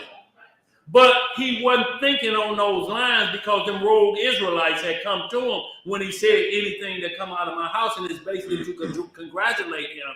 But normally you think it would be the butlers or different things. They come out first. Right. And when you come in, all your family members are on the inside. Right. It's like a surprise party, so to speak. Mm-hmm. Can't nobody be outside. You pull up and see you pull up and you look at them like, surprise! No. It don't work that way. I seen y'all from down the street. Yeah, I seen y'all down the street. Yeah. Let's finish that up, y'all, so we can read these last few and close out. Verse 38. Yeah. And he said, go. And he sent her away for 2 months. And she went with her companions and bewailed her virginity upon the mountain. And y'all think about this. She just went every day with her friends and they just comforting her. You know, we know you ain't gonna never have no husband, but you married to the Lord at this moment. You married to the Lord, sister. And she like, yeah, I know, but I'll never have a grandchild from my father. I'm his only child. The seed ain't gonna go forth. He's made himself a eunuch basically through me, a spiritual eunuch, and I've become a spiritual virgin, so to speak. I will never have child. I will never know a man, period. My whole work is to know the Lord. From henceforth out till I die, no children. This is the burnt sacrifice that he made. You understand? It's equivalent to that because she's a living sacrifice now. She's alive, not dead, not burned up in the fire, but yet she's close to the Most High for the rest of her life. Y'all understand that this ain't hard. It's just Nick Rose that got you, don't know what the priesthood is, and they trying to attack the Bible and make you think individuals are not what they are. Look, and she old enough that where she can say, let me go hang out with my friend. Right. Do you let a child go do that? Go bewail her virgin. Where your baby at? That's the point, Daniel. That's the point. You just proved our point again. Well, the dedication of a child to the temple, even in the case of Mary, you know what I mean, goes down from birth all the way up until when they wean. When they finally wean, they get sent off to the temple. You know what I mean? The weaning is only 2 or 3 years, so the baby barely walking. So you just proved that Jephthah's daughter was old enough to go with her friends away from her father for 2 months to go live and play on some mountains and to bewail her virginity. So this means she's past the point of weaning, brother. No, the dedication happened at birth, from birth to weaning. Obviously, she's past the age of 2 or 3 if she's allowed to go live and play on some mountains for 60 days. Come on, bro. Like your whole thing just fell apart. You know what I mean? Your whole thing just fell apart. This is bad. This is sad. You know what I mean? And really, you know what I mean, your squad up there, you feel me, shouldn't have never let you come outside like that. You know what I mean?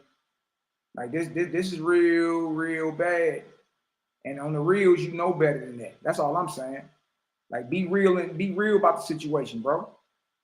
Like don't play no games with it. You know what I mean? Don't play a lick of games with it. I think we heard enough of this. This is crazy.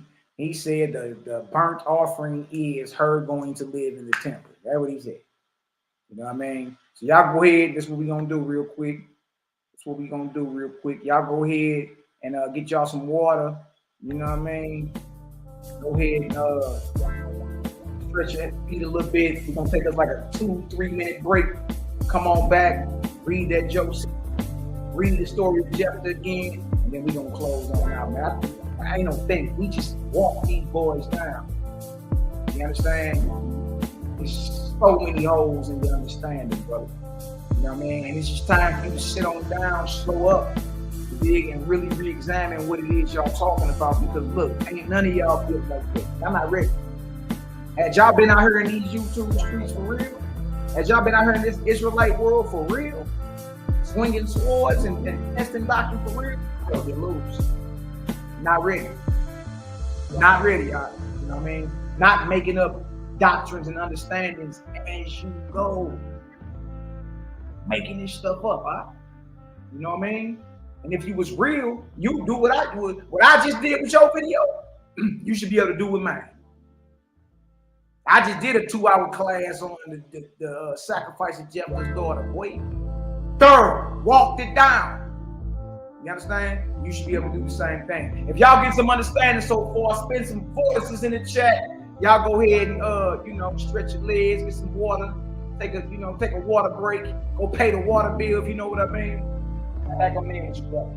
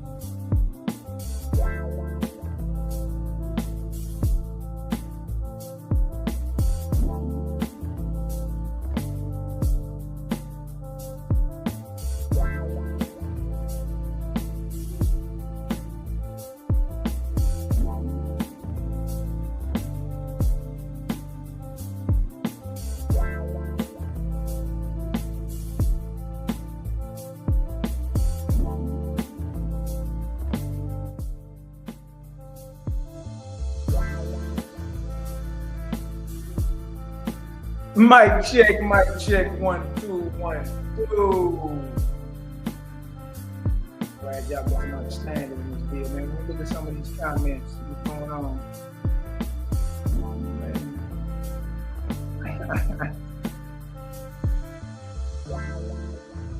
Yeah, man. Serious business.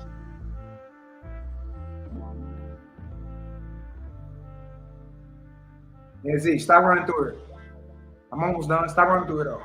Go sit down. Hey, John, bounce.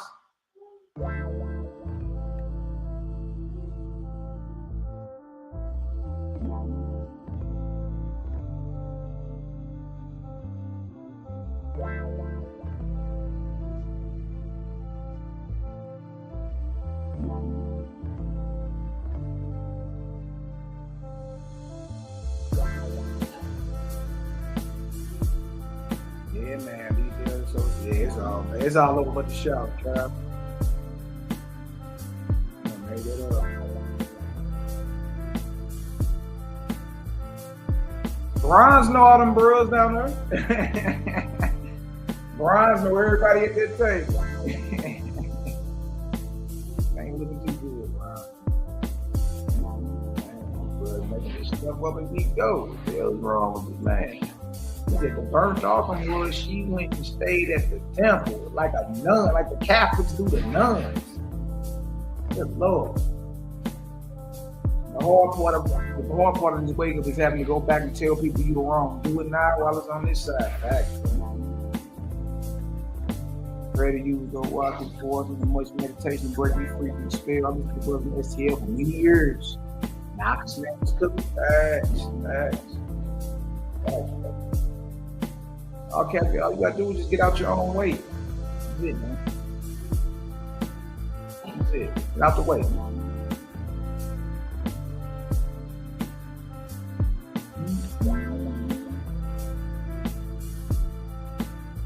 Now let's get into some of this right here.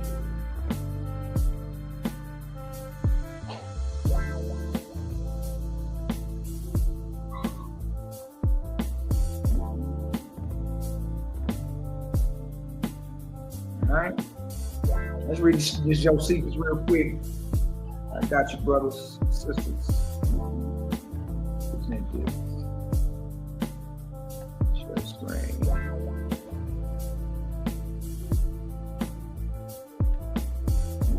Now look at this. Look what he just says that. You know what I'm saying? Nothing about what you talking about. Y'all got Josephus on the table. Hey man, Josephus, don't say what you saying, buddy. You know what I mean? That's crazy. Alright, let's do this, man.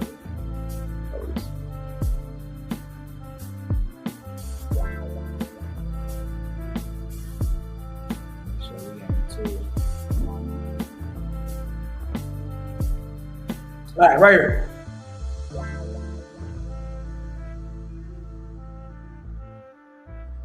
Who is ready? Here is the text. Make sure y'all can see that. Are we looking? Yeah, we can see that. We're going with the sounds. 35, 33. I'm pretty sure I can be heard. Okay, cool. Now look at this. Here is the text from Flavius Josephus' Antiquity of the Jews, Book 5, Chapter 8, Sections 8 to 10, which describes the sacrifice of Jephthah's daughter. Now, Jephthah, as soon as he had returned from war, performed his vow to God, as he had promised. For he had a daughter who was his only child, and an only heir, and a most excellent person. Her name was Selah. Now you know her name. Look at this. Now, when the days of the feast, Now, when the days of the feast came, which were days of rejoicing, Jephthah became very sorry, and his wife also, upon the consideration of the vow which he had made, for he had vowed to sacrifice his daughter to God and to offer her as a burnt offering. Daniel Solomon, look at this. Now, when the sacrifice was ready, Jephthah brought his daughter to the altar and was ready to sacrifice her. But the high priest and the people were in great grief and lamentation and were in doubt what to do. For they did not think it just to slay a human sacrifice, but they were afraid to speak against it because it was a vow. Even the high priest and them was like, and you kept saying, it got to be a priest there. It got to be a priest. Josephus said the priest was there. You know what I mean? But they ain't want to do it because they like, no, in our history, we ain't never, Abraham almost did it, but we ain't supposed to be doing this. But they were afraid to speak against it because Jephthah vowed. Vowed what, Malachi? The burnt offering. The burnt offering.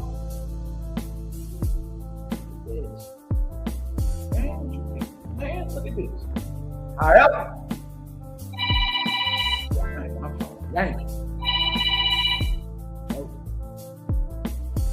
However, Jephthah's daughter did not bewail her failure, but showed a great deal of courage and of generosity of mind. But when her father exhorted her to be cheerful and to bear this calamity with patience, because it was a sacrifice to God, she replied, "Oh, my father, you have vowed a vow to God. Do not make yourself forsworn by not performing.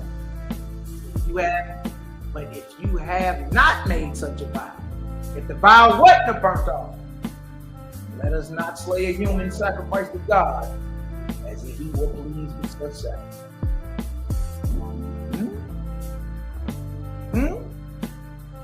According to Josephus, Jephthah's daughter, Selah, was offered up as a burnt offering. The high priest was there. All the people were there. There was great lamentation. And it was an offering to God as a burnt offering. And those we told her, bear this calamity with patience. Why the high priest and them ain't happy? Like, okay, she coming to be dedicated into the temple. Everybody lamented. Everybody sorrowful. Why? Because she's going to be dedicated to the temple, Daniel Solomon? Genius? No. The woman was offered up, Selah is her name. Now you know her name. She was offered up as a burnt sacrifice to God because Jephthah made that vow. That was his vow. That had nothing to do with what you said. That don't say nothing about her becoming no damn nun, boy. That don't say nothing about her becoming a nun.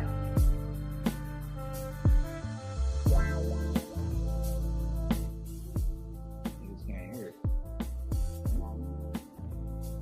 Was y'all able to hear that, or do I need to read it again? Like saying, turn the background music down. Was y'all able to get that understanding though? Josephus just admitted that Jephthah's daughter was offered up as a burnt offering to God. He had to perform his vow. Him and his wife was grieved. The high priest was grieved. The people were grieved. Everybody was grieved. And she said, well, look, if your vow is that of a burnt offering on my behalf, then do it. But if it's not, don't do it. Don't do it.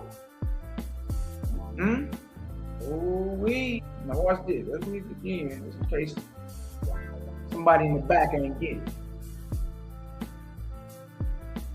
Here is the text. Josephus blew this out the water, boy. Here is the text from Flavius Josephus' Antiquity of the Jews, Book 5, Chapter 8, sections 8 through 10, which describes the sacrifice of Jephthah's daughter. Now, Jephthah, as soon as he had returned from war, performed his vow to God. What was his vow? Whatever come forth out of my house to meet me is Yahweh's, the Lord's, and I will offer it up as a burnt offering. That's his vow. Now, Jephthah, as soon as he had returned from the war, performed his vow to God as he had promised. He had a daughter who was his only child and his only heir, the most excellent person. Her name was Selah. Now, when the days of the feast came, which were days of rejoicing, Jephthah became what? Very sorrowful. And his wife also, upon the consideration of the vow which he had made. For he had vowed to sacrifice his daughter to God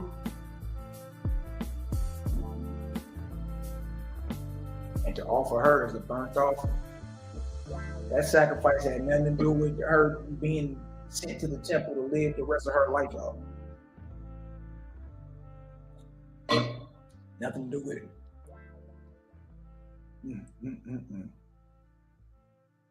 It's all over but the shouting. It's all over but the shouting. You know what I mean?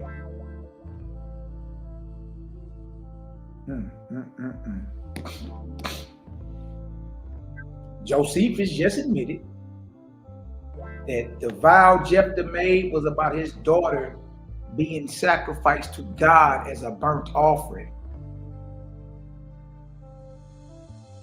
And Josephus 2,000 years ago is saying what we saying. Like, yeah, that was a burnt offering. God, that was a burnt offering to biblical God. Yeah, she was offered up. The crazy part about it, Ariel got that book on the table. What's his vow? Get back to it.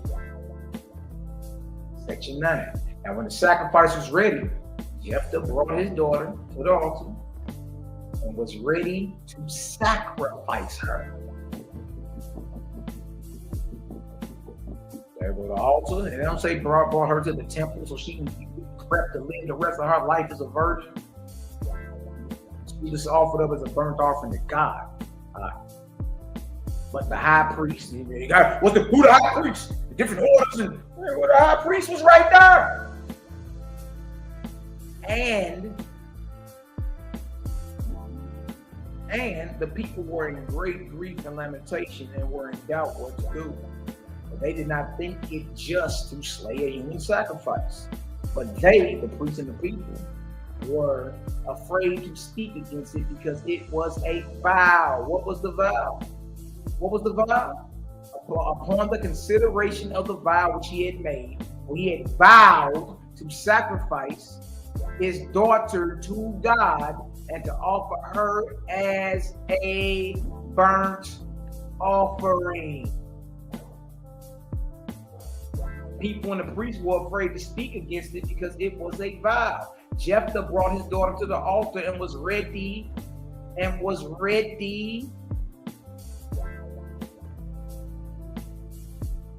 to sacrifice her. They were afraid to speak against him because he vowed it. Right? Josephus killed a whole argument. Your whole premise comes tumbling down. Whole premise. Oh, we're talking about some gasoline drawers. You don't even need no gasoline to roast that altar of fire. You got the fat off them organs. However, Jephthah's daughter did not bewail her fate, but showed a great deal of courage and of generosity of mind. For when her father had exhorted her to be cheerful and to what? Bear this calamity. Oh, since when a temple dedication a calamity? It ain't. With patience, because it was a sacrifice to God. She replied, "Oh, my father, if you have vowed a vow to God," what's the vow, y'all? A burnt offering. Do not make yourself forsworn by not performing it. If you have not made such a vow, she's saying if that's the vow, do it. But if you ain't made that vow, Pops, don't do it. Let us not slay a human. Sacrifice to God as if he were pleased with such sacrifices. So even Josephus, y'all, let it be known the vow was about a burnt offering. Everybody was sad over it. Jephthah, his wife, the high priest, the people. And then he told his daughter, bear this calamity with patience. It is a sacrifice to God. And then she said, look, if that's the vow, then go ahead and do it. It ain't what they saying, y'all. It ain't what they saying. It ain't what they saying at all. All right? Look at this right here. Go to Judges. We'll end it. I think everybody know what it is. You know what I mean? Surgical with it, though. Still surgical with it. Don't sound like Malaki done lost damn liquor light.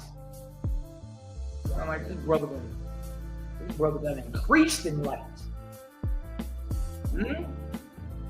And if I am in darkness, then y'all need to come get me together. What y'all waiting on? Ain't damn one of y'all walk me down. Ain't damn one of y'all accepted not damn faith, not damn elder, not damn flunky, not damn brother or sister that, you know what I mean, or not damn brother that I used to run with. Ain't nobody walk me down. Ain't nobody said shit. I said the faith was good. Put a spiritual wage on. She was whisked off to live in the temple as a nun like the Catholics. Look what this is. Jephthah's tragic vow. And the spirit of Yahweh came upon Jephthah, and he passed over Gilead. And Manasseh passed over Mitzvah of Gilead. And from Mitzvah of Gilead, he passed over unto the children of Anak. Slow up. It says the spirit of Yahweh, the spirit of the Lord came upon Jephthah. So Jephthah is inspired by the Holy Spirit or the Lord's Spirit. You can't forget that. The spirit of Yahweh or Yahweh put a battery in Jephthah's back. He's under the unction of Yahweh's spirit. And he makes a vow. The vow he made was under the spirit of the Lord according to the biblical text. And Jephthah vowed a vow unto Yahweh and said, if you shall without fail deliver the children of Ammon into my hands, then it shall be that whatsoever, and like Zebediah Boaz read, whatsoever means whatever, comes forth of the doors of my house to meet me, when I return in peace from the children of Ammon, shall be Yahweh's, and I will offer it up for a burnt offering. So right here, y'all, he's thinking animal. The law of burnt offering mainly deals with animals. Abraham was told to offer up his son as a burnt offering, was willing to do it. The ram and thickets was put into place, but he was willing to do it. See what I'm saying? So during this time frame, you talking burnt offering, you talking about what? A man or an animal? You talking about an animal. That's why he made the vow. But ask yourself this, if Yahweh the Lord is all knowing, why he ain't stop him and say, hey, look, your daughter gonna come skipping out that door first? Because remember, it's the spirit of the Lord that's on Jephthah when he made this vow. He's inspired by the spirit. You can't get around that. Whatever comes forth out of the doors of my house to meet me when I return in peace from putting down this major league slaughter will be Yahweh's, and I will offer it up for a burnt offering. So Jephthah passed over unto the children of Ammon to fight against them, and Yahweh delivered them into his hand. So it proves that during the vow, the spirit of Yahweh was with him, and when he went to war and spilled all that blood, the spirit of Yahweh was with him. Everything that Jephthah doing is under the spirit of Yahweh or Yahweh. If y'all understand that, drop a 3,000 in the chat. See, we'll slow you down, Jack. Slow you right on down.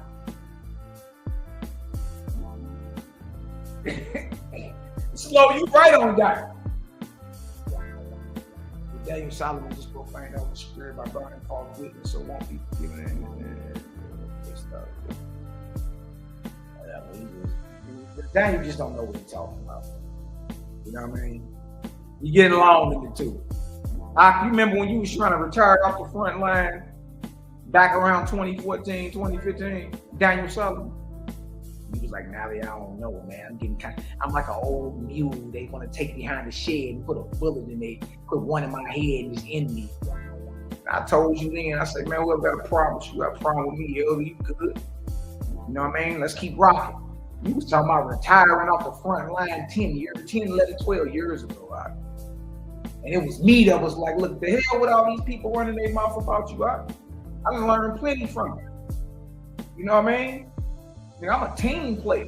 I'm telling you, look, bro, I rock with you. Right? And that gave you courage to stay up there and keep teaching.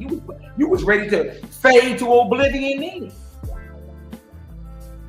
Come on, come on, you better than that. You know what I mean? So the spirit of the Lord is on Jephthah when he makes the vow, and when he goes to war, the spirit of the Lord got a battery in his back. Look what's going on though. Look what Jephthah is doing. And he smote and he killed from Aurora even till thou come to Minnith, even 20 cities, and to the plain of the vineyards with a very great slaughter. So Jephthah turned plenty of women into widows and plenty of children into orphans. Thus the children of Ammon were subdued, subjugated, subjected before the children of Israel. Dang, just dominated the whole nation, right? Now look what happened. Remember the Bible. And Jephthah came to Mitzvah into his house, and behold, his daughter came out to meet him with timbrels and with dances, and she was his only child. Besides her, he had neither son nor daughter. And it came to pass when he saw her that he rent his clothes. Why is he tearing his clothes? The vow is a vow of temple dedication. Why is he tearing his clothes? See, this is a burnt offering in a sense because, bro, what is all this? What are you doing? What are you doing? You know what I mean? You conjuring something? What are you doing out there? In a sense, this was a burnt offering. And what you mean in a sense? What are you doing? And it came to pass when he saw that he rent his clothes and said, alas, my daughter, you have brought me very low. Thou art one of them that trouble me, for I have opened my mouth unto Yahweh, and I cannot go back. And she said unto him, my father, if you have opened your mouth unto the Lord, do to me according to that which hath proceeded out of your mouth. For as much as Yahweh have taken vengeance for thee of your enemies, even the children of Ammon. So she with it. She's like, look, if that's what you said, and do it. You just got the victory over your enemies. 37. And she said unto her father, let this thing be done for me. Let me alone 2 months, that I may go up and down upon the mountains and bewail my virginity, I and my fellows. But this proves that she's way older than the weaning stage. That's the stage in which she would have been dedicated to the temple, such as a Mary that Daniel was talking about in the infancy story of Mary in the lost books. She was dedicated to go live in a temple, right? Not for the rest of her life. Daniel lied on that too. She was in the temple until she caught a period, and then she was put out the temple and sent to be and put up under the custody of Joseph out of the house of David. She old enough to go away with her friends for 60 days. She ain't no little girl. She ain't 3 years old. She ain't 2 years old, just learning to walk. Look, she's grown enough, even though she a virgin, she's grown enough to go away from her father for 60 days and play on some mountains and bewail her virginity. He admitted that too. He did. We ain't saying child sacrifice. We talk about human sacrifice. You moving the goalposts. And he said, go, and he sent her away for 2 months. And she went with her companions and bewailed her virginity upon the mountains. And it came to pass at the end of 2 months that she returned to her father, who did with her according to his vow, which he had vowed, and she knew no man. And it was a custom in Israel that the daughters of Israel went yearly to lament the daughter of Jephthah, the Gileadite, 4 days in a year. And ain't nobody even doing that. I think we all know that. All right. So he performed his vow. What was the vow? We can go to 31. We ain't got to make the vow up. We read earlier what a burnt offering is. Even Josephus agreed with what we're saying. And it shall be whatsoever that come forth for the doors of my house to meet me when I return in peace from the children of Ammon shall surely be your house, and I will offer it up for a burnt offering. Jump back down to verse 38, 39. And it came to pass after 2 months that she returned to her father, who did with her according to his vow, which he had vowed. Which he had vowed. You know what I mean? See where you finish.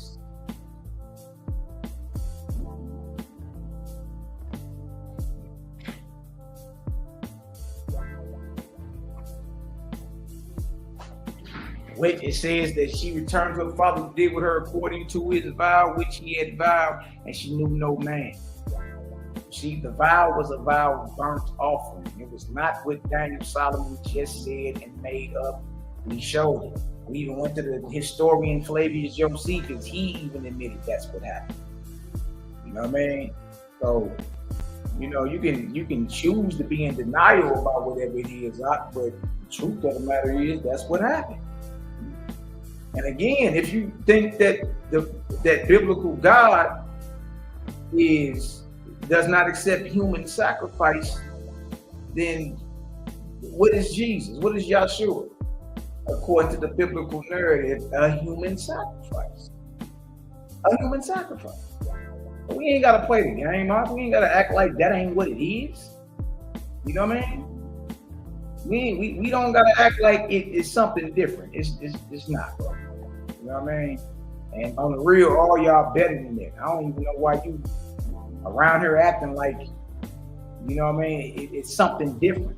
It's not that.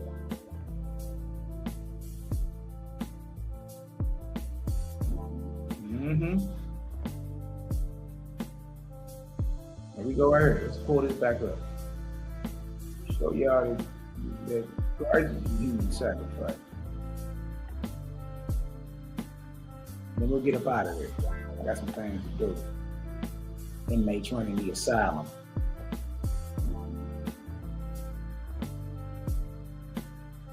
Hebrews 9 and 22. Moreover, he sprinkled with blood. Now 22. And almost all things are by the law purged with blood. That's a whole nother topic too, because Torah will say something totally different. And without shedding of blood is no remission. That's not true in every instance. You know what I mean? We got the scriptures in the Torah on that too. The remission of sins doesn't require bloodshed. There's other things you can, you know what I mean, for an atonement. There are other offerings that you can offer besides the life of an innocent animal. It was therefore necessary that the patterns of things in the heavens should be purified with these, but the heavenly things themselves with better sacrifices than these. For Christ is not entered into the holy places made with hands, which are the figures of the truth, but into heaven itself, now to appear in the presence of God for us. Look at this. Nor yet that he should offer himself often, as the high priest entereth into the holy place. Notice what it says. That he should offer himself often, as the high priest entered into the holy place every year every year with the blood of others. Then must he often have suffered since the foundation of the world. But now, once in the end of the world, have he appeared to put away sin by the sacrifice of himself. Bad drop, boy. Bad drop. Christ is a human sacrifice. Jephthah's daughter was a human sacrifice. Biblical God accepts human sacrifice. It ain't hard, man. You got to get out your own way. You feel me? So if y'all got some understanding today, you know what I mean? Y'all drop some 3,000s in the chat for the Off Cycle Cosmine. Y'all love, life, healing, balance, and all that good stuff in between. In the name of the Creator, the God Maker, the Great Spirit. You understand? Creator of suns, moons, and stars, whose magnitude is incomprehensible and whose presence is everywhere. Everywhere but unseen. Not in the form and figure and image of any man, woman, angel, or animal. I know that's kind of hard to fathom, but the Creator gave you an objective example, right in your face. I'm on this earth. What is everywhere at one time and unseen? Oxygen. Yeah, that's the closest thing you got to create, oxygen. You are pulling oxygen through your bull nostrils right now, wherever you at. It's somebody in Cape Verde breathing the same oxygen. It's somebody down in the Congo breathing the same oxygen. It's somebody in Moscow breathing the same air. What is everywhere and unseen? Closest example you got to create is what? Oxygen that you depend on to pull through your bull nostrils this very second. And there's somebody up in Alaska, Antarctica, Nova Scotia, everywhere. We all breathing in the same oxygen. But yet that oxygen is unseen. That's the closest example you got to create. Ever present and unseen. All powerful, all knowing, sees all, hears all, every thought, action, feeling of every man, woman, angel, and God. So I salute y'all all in the name of the Creator, the God Maker. Hey, CGG in the building, man. Shout out to the Creator. Gang, boy. And if anybody got a problem, look, we ain't know what to find, man. Line it up. You know what I mean? And you get your boot smoked just like everybody else who tried. And to the end, it's your little brother Malaki Macabee Megaton Light Bomb. You dig? We'll catch up next time, man. Love and light and all that good stuff in between. Shalom.